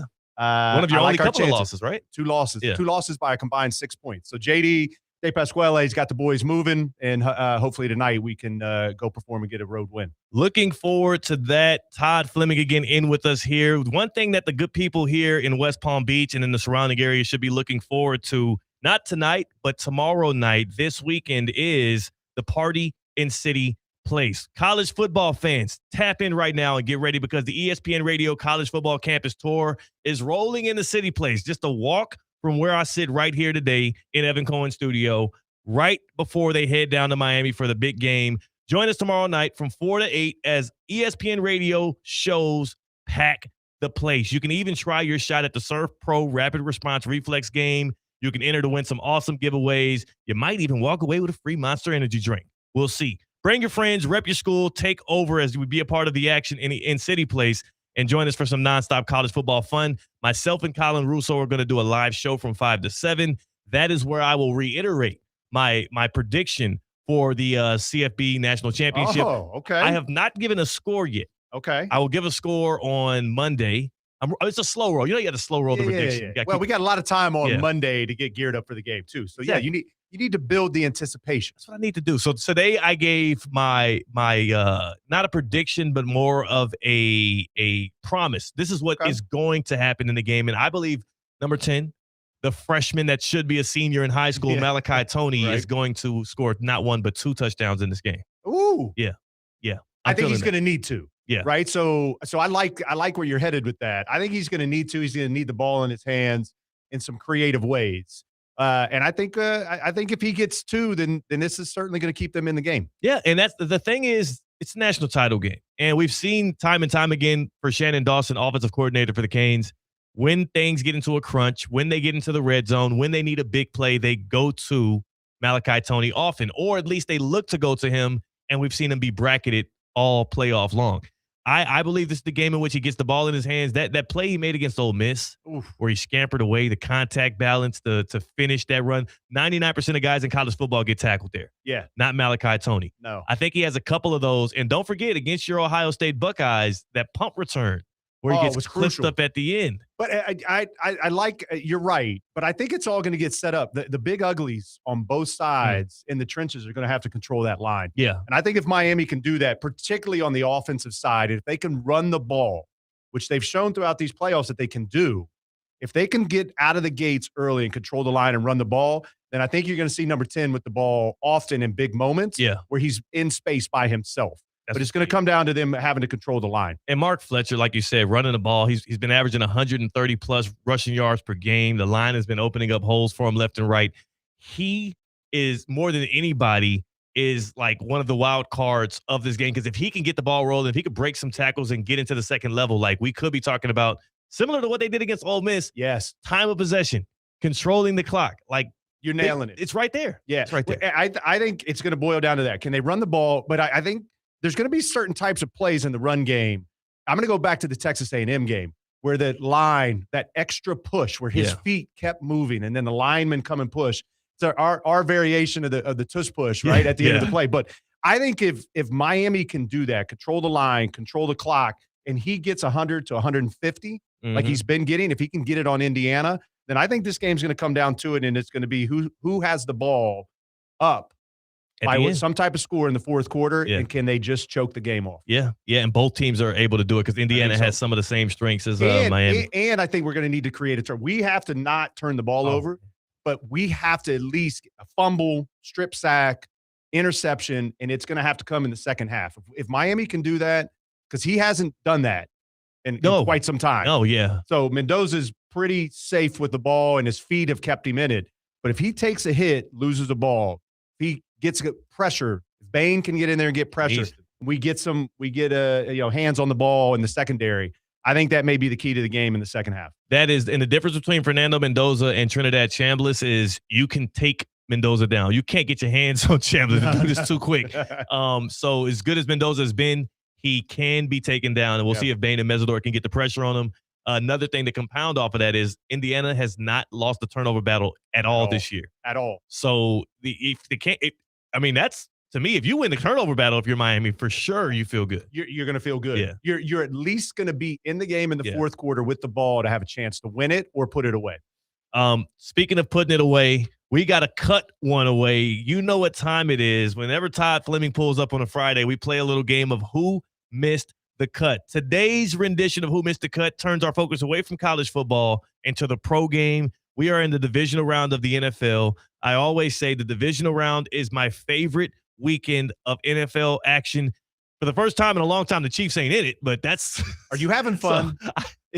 Are you having fun just being a fan and not having your nerves and being anxious every week? I will say, yes. I think it'll feel different in the conference championship game because that's where the Chiefs season usually You've never starts. not experienced that.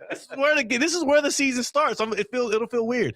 I'm used to watching a lot of games wild card weekend and divisional round, right? Because there's so many. On championship weekend, it's just 2 games, and the Chiefs ain't gonna be in either one of them. So it's foreign territory. Sit back, pull up your favorite adult beverage, kick back, and realize what it is just to enjoy a game. Be a fan of the sport. Just be a fan. Love some football. Yeah. Speaking of loving some football, today's edition of Who Missed the Cut centers around quarterbacks remaining in the NFL playoffs. I'll tell you the names after you listen to the open.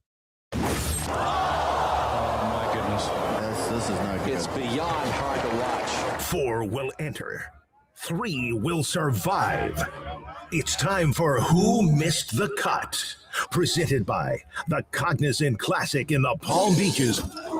Teeing off February 25th at PGA National. Get your tickets today at thecognizantclassic.com. The quarterbacks who are available to choose from, and again, 4 enter, only 3 can survive and make the weekend, just like a golf tournament. Only 3 can make the weekend. 1 gets cut. Drake May, Caleb Williams, Brock Purdy, Sam Darnold. Drake May of the New England Patriots. It'll be his 2nd playoff start this weekend. Right. Brock Purdy, who has played in a Super Bowl recently. Caleb Williams, who was in his first postseason, his 2nd start as well, just like May. And then a guy like Sam Darnold, who we've seen him on this. Sadly, we have seen him on the stage before. Yes. We kept Josh Allen and Matt Stafford out of it. Have to. We want to make this competitive. Those would have been easy saves. And I believe it's on me. No. I did the last one. You did last week. Okay, so we start with Todd. As I feel out of place. I was in his seat last week, looking at him through the lens as he was down in LA. Yeah, I was in LA. I was on the west side. By the way, the big boy seat over there is rather comfortable. So I envy what you're sitting in. It's nice. It's my turn if I can so impose myself on your show. Yeah, let's do it. But this was a hard one. When you sent this out, I said, "Oh my gosh, this is not as straightforward as what you think." But I like it. So I'm going to start off with, and I'm going to go in a direction that I never thought I would go. I'm saving Williams. Wow. I think for what this gentleman has been able to do this year, a little bit of the Jekyll and Hyde in all the good ways. First half is astronomically different than the second half. And coming off of what they did to the Packers and that comeback, I think, again, although it's only his 2nd playoff start, remains to be seen if he can go out there and perform. I think you got to keep him in it. I think he's proven week after week that he's going to be a viable quarterback in this league for quite some time.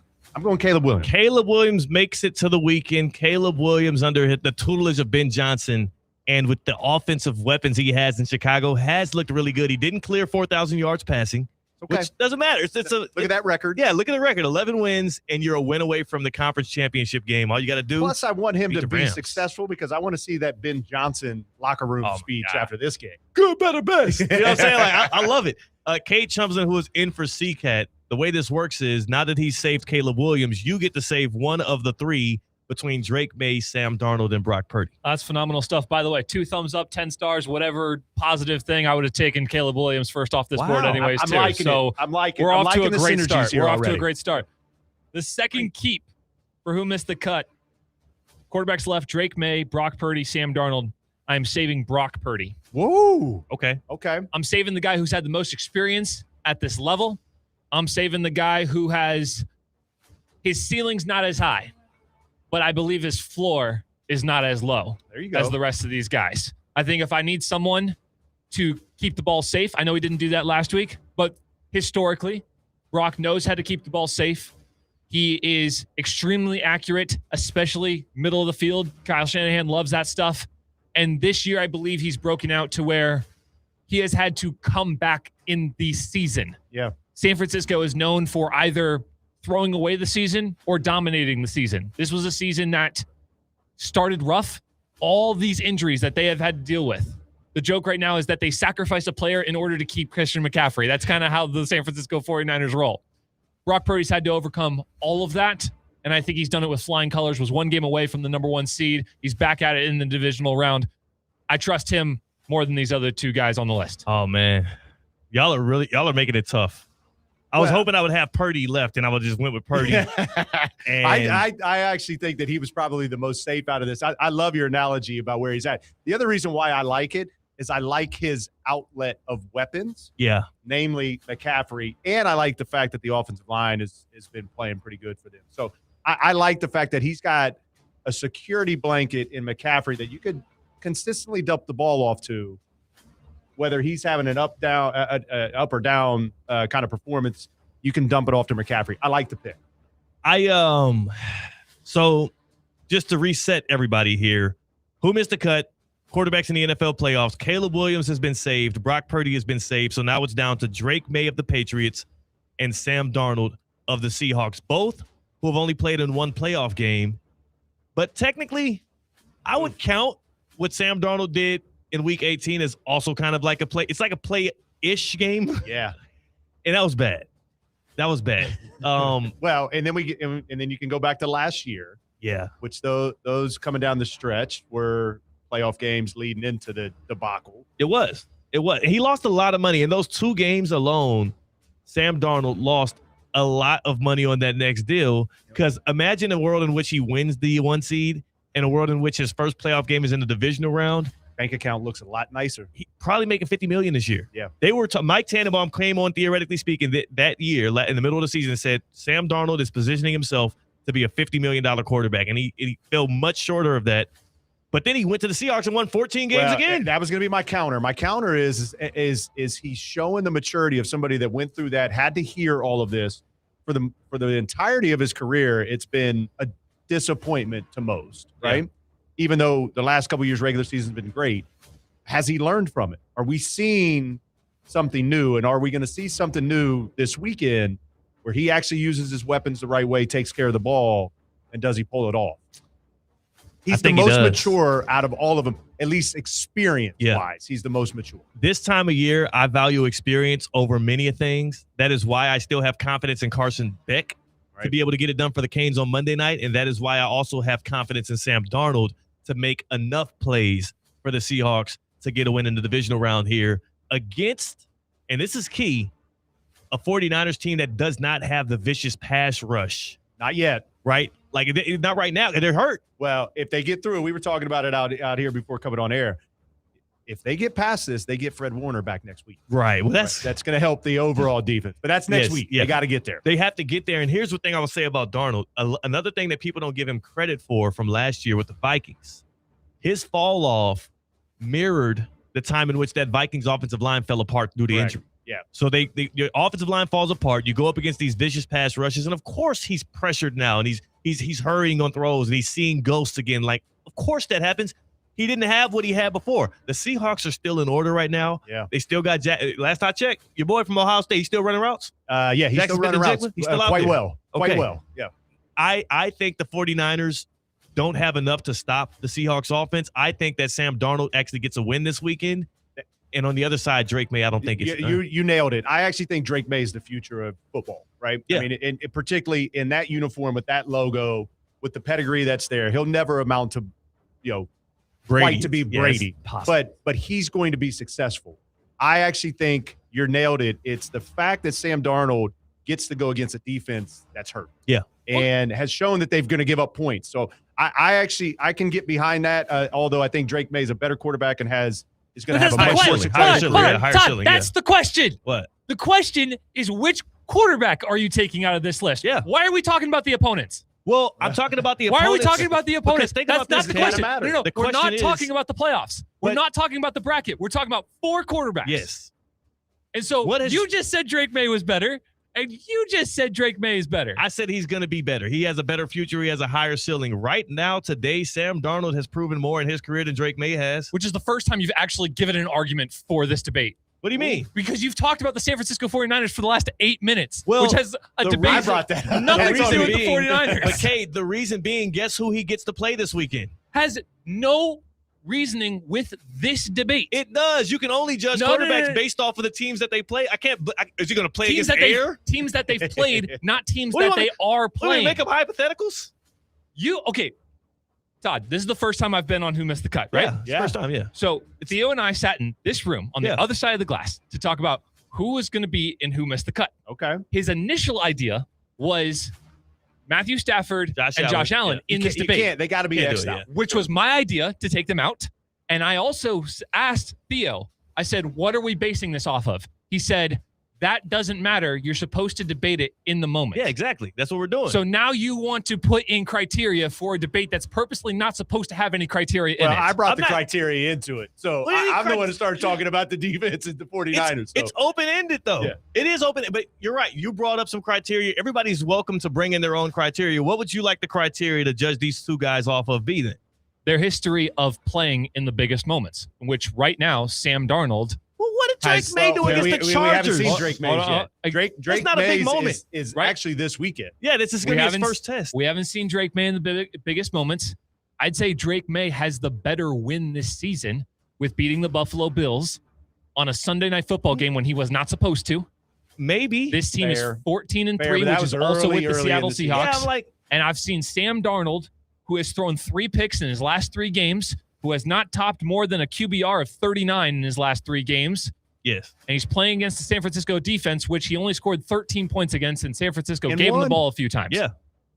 So based on Sam Darnold's play, 4 interceptions against the Rams earlier in this season at home, Drake May has been a better quarterback in the pocket at his position than Sam Darnold has. I will welcome the conversation as to who has more talent, who is a better quarterback, who is more positioned to make their team excel. Like, they talk about ceiling raisers or people that hold the floor up. I would want Drake May on my team before I would select Sam Darnold in that way. But right now, we're talking about the NFL playoffs. Right now, I have to look at what is going to play out this weekend. And Drake May, you can say all that you want to say. Kate, who's your favorite team? Houston Texans. Drake May about to get his ass handed to him. I hope he does. I hope he does. I'm sorry. It's coming. I'm being honest. Like, Will Anderson and Daniil Hunter are coming. Let me ask There's you some schemes. And those DBs for Houston are mean. That's my They don't play tiebreaker like right now. DBs. Theo, who would you rather play for the Miami Hurricanes on Monday night, Drake May or Sam Darnold? Who would I want playing for me? Oh, Yes. in Either one of them, college? I'll take. I get it. In But college? your team. I'd rather play Drake May in college. You rather play against it? Oh, in college, he was it was pretty shifty. It was Hey, not true. I would rather play against a North Carolina Drake May than I would USC Sam Darnold. This is a different level of May we're seeing, especially here in the pros with Josh McDaniel and whatnot. Here's what I'll say. You can shift the conversation to who is just the better overall talent, and then we could just easily just chalk it up and go Drake May's probably number 1 out of all these guys. Because wouldn't you take Drake May over No. If you're starting Caleb Williams? No. I would take Drake May over Caleb Williams if I was would. starting a team right now. To have somebody for the next decade, I'd take Drake May over Caleb. But Caleb's in a better situation, and also I believe Sam Darnold is in a better situation, both given who he's playing against, who he's throwing the ball to, and the fact that Sam Darnold has the experiences, the failures. Like this, again, this is projections. I'm projecting this to be the big failure that Drake May looks back on and correct some things in the offseason. But So what I'm Sam but, Darnold's but already had also that. but also what I'm saying is if we put CJ Stroud in this list, you're not taking CJ. Absolutely not. No, Okay, so but you I'm would not have said taking my that. Buckeye on that. Yeah, I can't do it. But Yeah, you would have can't do said it. that no matter who they're playing now. Because by your logic, CJ Stroud would be moving on more definitely than Drake May. So you're changing the criteria depending on who's on this list. Potentially, I haven't given that thought, so I don't want to rush to judgment here, but I doubt that CJ Stroud makes the cut based off of like I'm going to be a prisoner of the moment and say, wow, that was a terrible, terrible look, fumbling the ball 5 times. Well, that's where I was going to go with this. I'm happy to be proven wrong. Right. That's another thing. Yeah. I'm happy to be proven wrong. I'd love to see CJ Stroud blossom this Yeah. weekend. No, I'm talking about Sam Darnold and Drake May. I'm happy to be proven wrong, and I think this weekend's going to be a big test for both of them. That goes into the criteria of who is better in the moment right now. Yeah, I am taking Sam Darnold specifically because this weekend I think Sam Darnold has a better game and the Seahawks move on and the Drake May-led New England Patriots do not. And I'm sorry that this hurts your heart, Kay Chumsland. It doesn't. I just like bringing in the chaos. I have to take C-Cat's role serious. Thank you. I am the agent of chaos in this room. I love it. Well, feel this. Drake May, sorry to tell you, but you missed the cut. Good luck this weekend, though. Yeah. I want to see you play No, well. not good luck. Now I'll go back to my he's a fandom. Texans No. fan, yeah. I'm a Texans fan. And the Texans were my pick to make the Super Bowl against the Seahawks. So that was interesting. Those two teams coming together, best defenses. I just like it, Todd. I like it. Well, you're still in the money. Yeah. You're still alive. That's what I'm saying. I'm good money All that right now. matters. So good. You've made the cut. I did. I made the cut in the wild. We'll see if I make the cut again. We'll see if we make it again. Todd, man, I know what has made the cut. and that is in the hearts and the minds of everybody around Palm Beach County, the Cognizant Classic in the Palm Beaches. Yes, sir. The tickets are flying off the shelves. They are 38 days away. Everything is in full swing. Tickets are almost gone for your favorite experiences. Most of those tickets inside of the hospitality are gone. So really happy with where things stand. Two things I wanted to talk about today. First and foremost, I wanted to talk about military. So the women and men that obviously have dedicated their lives to protecting us and giving us the freedoms that we have in this country each and every day. We do a special thing for them at the event. It's a military outpost. And so I'm happy to report that is back again in 2026. Nice. It's going to sit over on the 10th green. Beautiful, beautiful vantage point as the combatants start their second 9 on Saturday and Sunday. But for the men and women that have dedicated themselves to us, we're gonna for the first 600 of them, we're buying them lunch while they're there. Oh yeah. So 300 plus their guests. We're gonna give away 600 meals per day that they're out there, and then we actually have Military Appreciation Day presented by Pratt & Whitney. That is on Thursday of the event week. So nice. I want everybody to know, if you're in the military out there, tickets and the program will be released. There'll be some communication on it at the end of the month. Tickets will start to be available to you in February. So just wanted our little way of saying thanks. Come on out, cheer us on, and we thank you for everything that you've done for us. The other thing Theo and I have been discussing on the side, I'm coming back for a little impromptu session on Tuesday. Let's make it happen. Ladies and gentlemen, there will be some breaking news that we unveil, Theo and I, that day. It is earth-shattering. It is great for our community, and it is great for our field, the players that are going to be in our field. So I want everybody in anticipation over the weekend. Mark it down. Next Tuesday, Theo and I back here real quick, impromptu. We will be making our first announcements of players in the field. Wow. And there will be an inclusion that I think everybody in this marketplace will like. Hey, the anticipation is boiling over. It's going to be good for the community, the players in the field, and it's also going to be good for us, so theoretically speaking, to let the good people know about it. I'm excited for that, Todd. I'll see you tonight for some high school hoops. Let's go, Jupiter. Let's go, Jupiter. Let's see if they can get that thing done. And but then also at the end of the day, man, Monday night, it all goes down. I'll be texting you throughout the game as the Canes. Can I make my prediction? Yeah, we can get prediction on the way out here. Prediction. 27-24, Miami with a late field goal to bring home the natty. Carter Davis. You made a similar prediction that Kevin Clark just did with us. He had 23-20 Carter Davis field goal to win it. You're doing the same thing. So they would open the season the same way they ended it. Yeah. Same way they beat Notre Dame. That'd be incredible. Todd Fleming, appreciate your time. TheCognizantClassic.com. That's how you can get your tickets and pull up and see us February 25th through March 1st as the PGA Tour pros come to town to make things shake. That is Kate Chumsland in for CCAT. I'm Theo Dorsey. That's Todd Fleming. Big shout, much love. We are Theoretically Speaking on ESPN 106.3. Live from the Anajar and Levine Accident Attorney Studios. Anajar and Levine Accident Attorneys. Call 1-800-747-FREE. This is ESPN 106.3.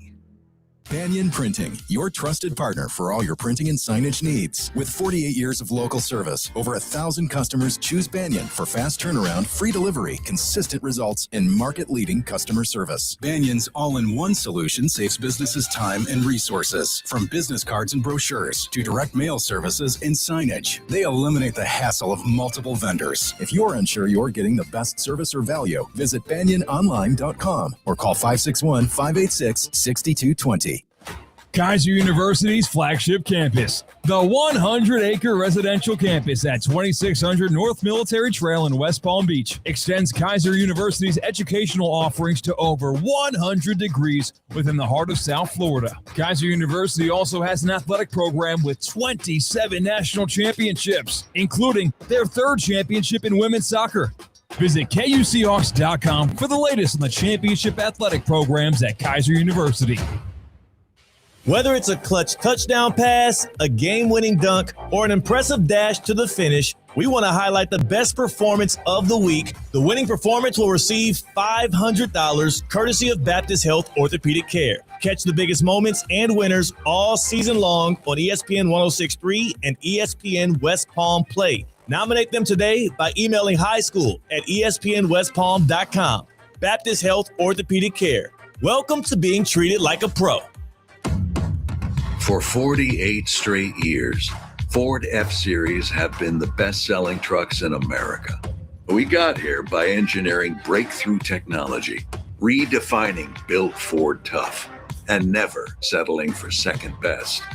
But what's really made Ford F-Series the #1 selling trucks in America is you. Ford F-Series, Built Ford Tough.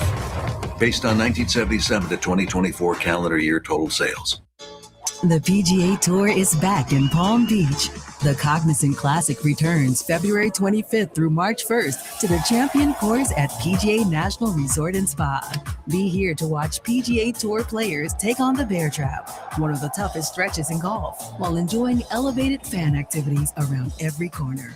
Experience the energy with your friends and take in the excitement of this can't-miss event.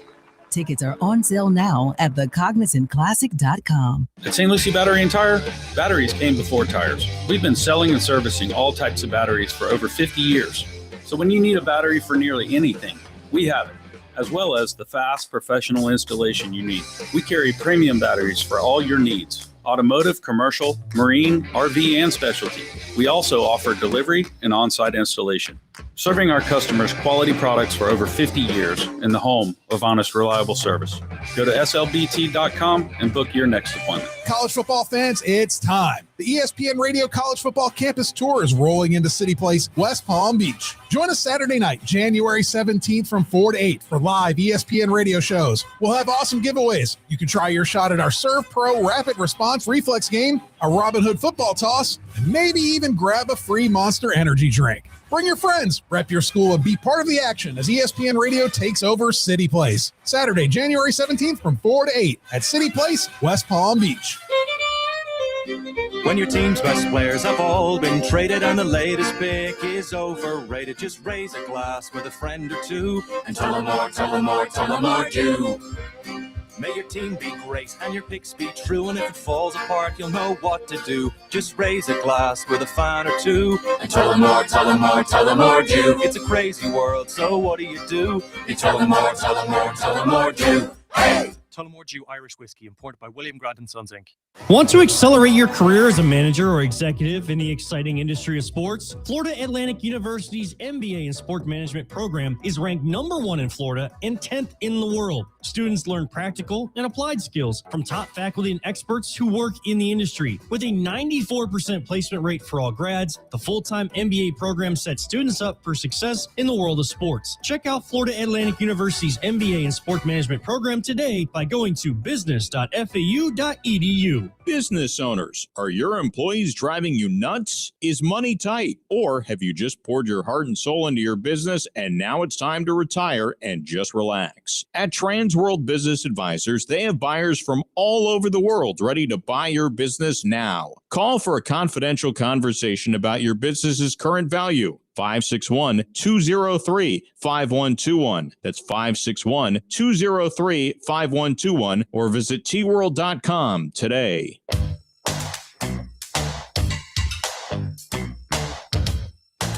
It's a feel-good Friday. It is Theoretically Speaking, and it is your boy Theo Dorsey. Kay Chumslin is in for CCAT.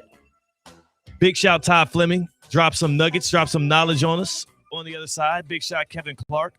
A lot of good stories about those Miami Hurricanes. You can watch back any of this stuff on the ESPN South Florida app. It is free, or you can go to YouTube at ESPN South Florida, tap in on all of that action.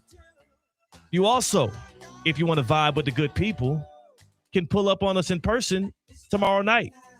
That's right.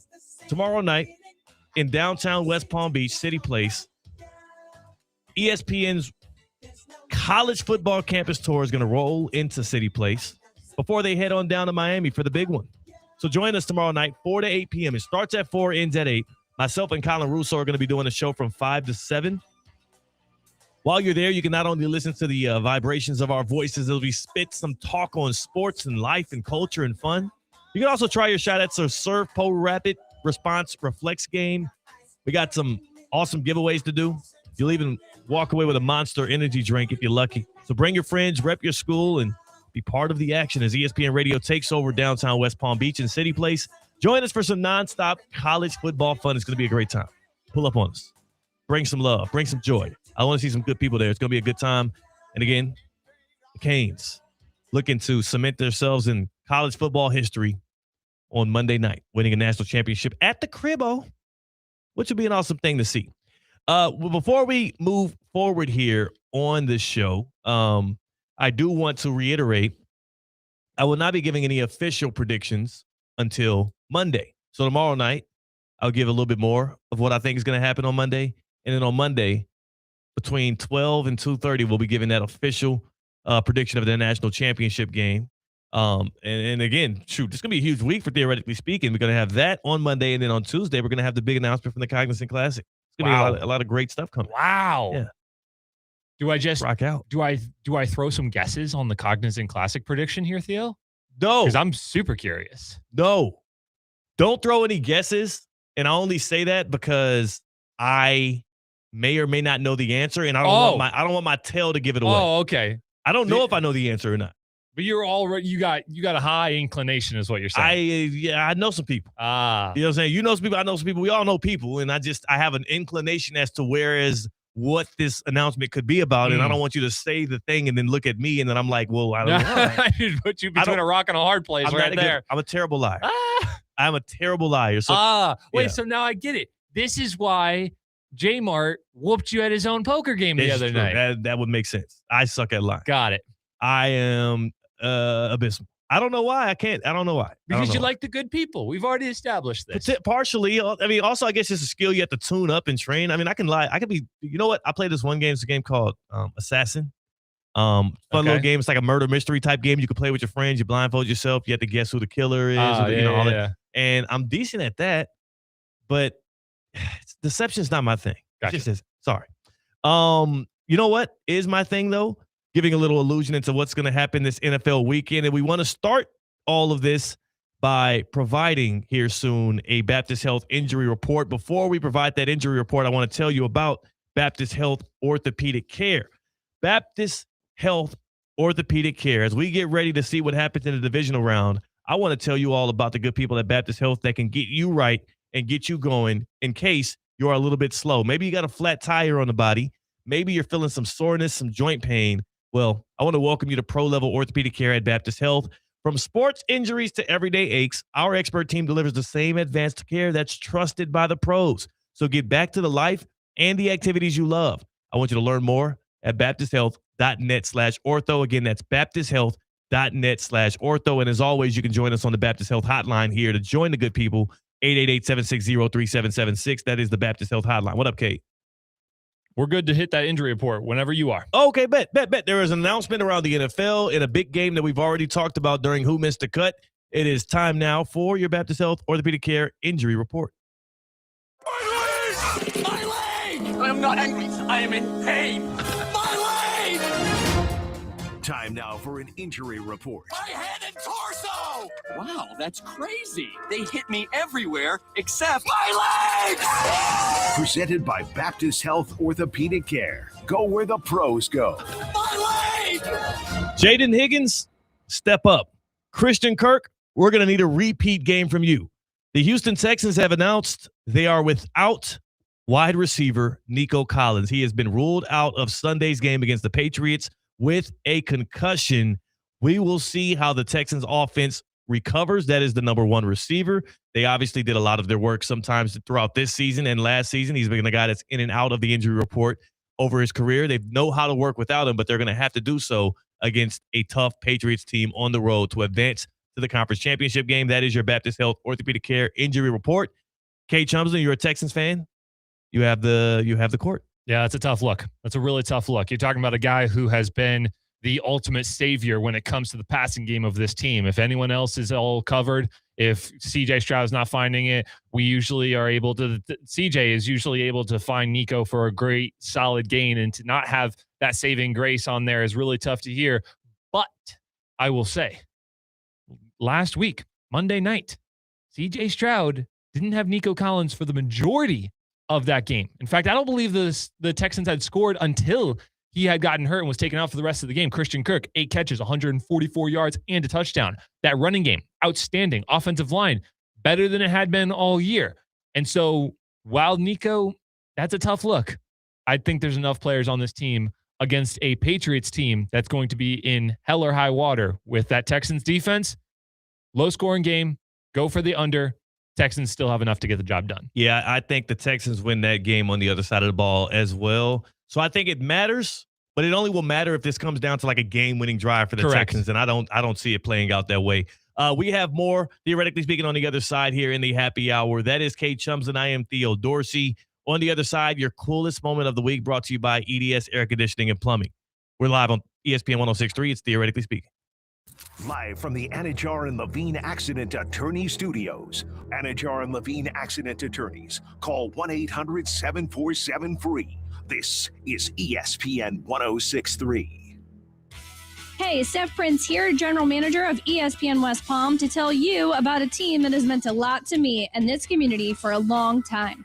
Bob and the team at Bradley Heating and Air Conditioning have been helping me stay cool for years, whether at home or in the office. And living in South Florida with 3 kids, I don't know what I'd do without them. Family owned and operated, serving Royal Palm Beach and beyond since 1980.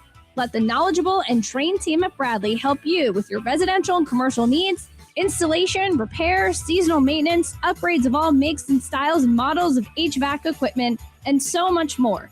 Bradley Heating and Air Conditioning does things right the first time and makes the process smooth, stress-free, and most importantly, keeps you cool. Give them a call at 561-793-7497. That's 561-793-7497 or BradleyAir.com. Any need, big or small, trust the amazing team at Bradley Heating and Air Conditioning. Make it a night the whole family will love at Wellington International with Family Night during the $50,000 Palm Beach Equine Clinic Grand Prix on January 17th. Watch top riders and incredible horses compete in thrilling show jumping competition as the energy builds under the lights. Families can enjoy games, kid-friendly activities, and a fun, welcoming atmosphere designed especially for fans of all ages. It is a perfect way to experience world-class equestrian sport together. Whether you're introducing children to their very first horse show or planning a relaxed night out with friends and family, Family Night offers something for everyone. From unforgettable moments in the ring to smiles throughout the venue, this is an evening built around shared experiences. Join us at Wellington International for Family Night during the $50,000 Palm Beach Equine Clinic Grand Prix. Doors open at 6 p.m. General admission is free. Visit WellingtonInternational.com for more information. What's cooler than being cool? Time now for the coolest moment of the week. Presented by EDS Air Conditioning and Plumbing. EDS is yes. As a Miami Heat fan, I don't want to discuss what happened last night. How about we discuss what happened earlier this week when Bam Adebayo dropped 29 points, had 9 boards, and was 4 for 6 from deep, including his last triple that helped the Heat in a win over the Phoenix Suns. 10 straight points for the Heat. The captain coming through. Marquez. Back to Bam! Kabam! Bam's moment. That, courtesy of FanDuel Sports Network, the call is good, just like the basket was. Bam Adebayo, the coolest moment of the week, presented by EDS Air Conditioning and Plumbing. Yes, last night the Heat lost to the Celtics, and last night Jason Tatum reportedly, it looked like, as you read lips, told Bam, you lost without me because, well, Tatum is still sidelined with injury, and the Heat were pretty much at full strength. But I don't want to hear any of that. I want to go back to the win over the Suns and bask in that glory again. That is your EDS Air Conditioning and Plumbing coolest moment of the week. And I'll tell you right now, I just got done booking my EDS Gold Plan member check-in. I get 2 of those every single year as a Gold Plan member. It is preventative care. It is repair. These 2 appointments are free. They are check-ins. And that's why I love being a Gold Plan member. It is a priority type service. It is like EDS Plus, if you will. EDSisyes.com. That's the website to go to. Check in on them right now because they also have a deal for people, not just new customers, but anybody who would need their services with air conditioning or plumbing. 60 months, interest-free financing available right now at EDSisyes.com. Only for qualified customers. Go online to find out if you are a qualified customer. And also, if you do, you will learn about how great the service is. They are in their 20th year of servicing this area. They are astute at what they do. And whether it be an AC issue or a plumbing issue, they're the ones to go to. I know it got cold. You probably turned that heat on and realized it ain't working. EDSisyes.com. See if they can pull up on you and get it back working. EDSisyes.com. Okay, man, a lot of football games this weekend. A lot of big games this weekend.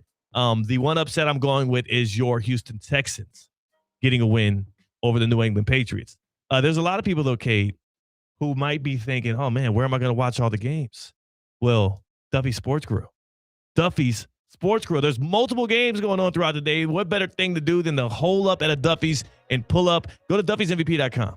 Go to Duffy'sMVP.com. Find the Duffy's nearest to you and enjoy the many things that Duffy's entails. What's that, Theo? What do we have? Oh, 2-for-1 drinks all day, every day. What else? Oh, how about the fact that Duffy's has the smash burger, the touchdown tots? How about the fact that they've got one of my favorites, the firecracker shrimp off the starters menu?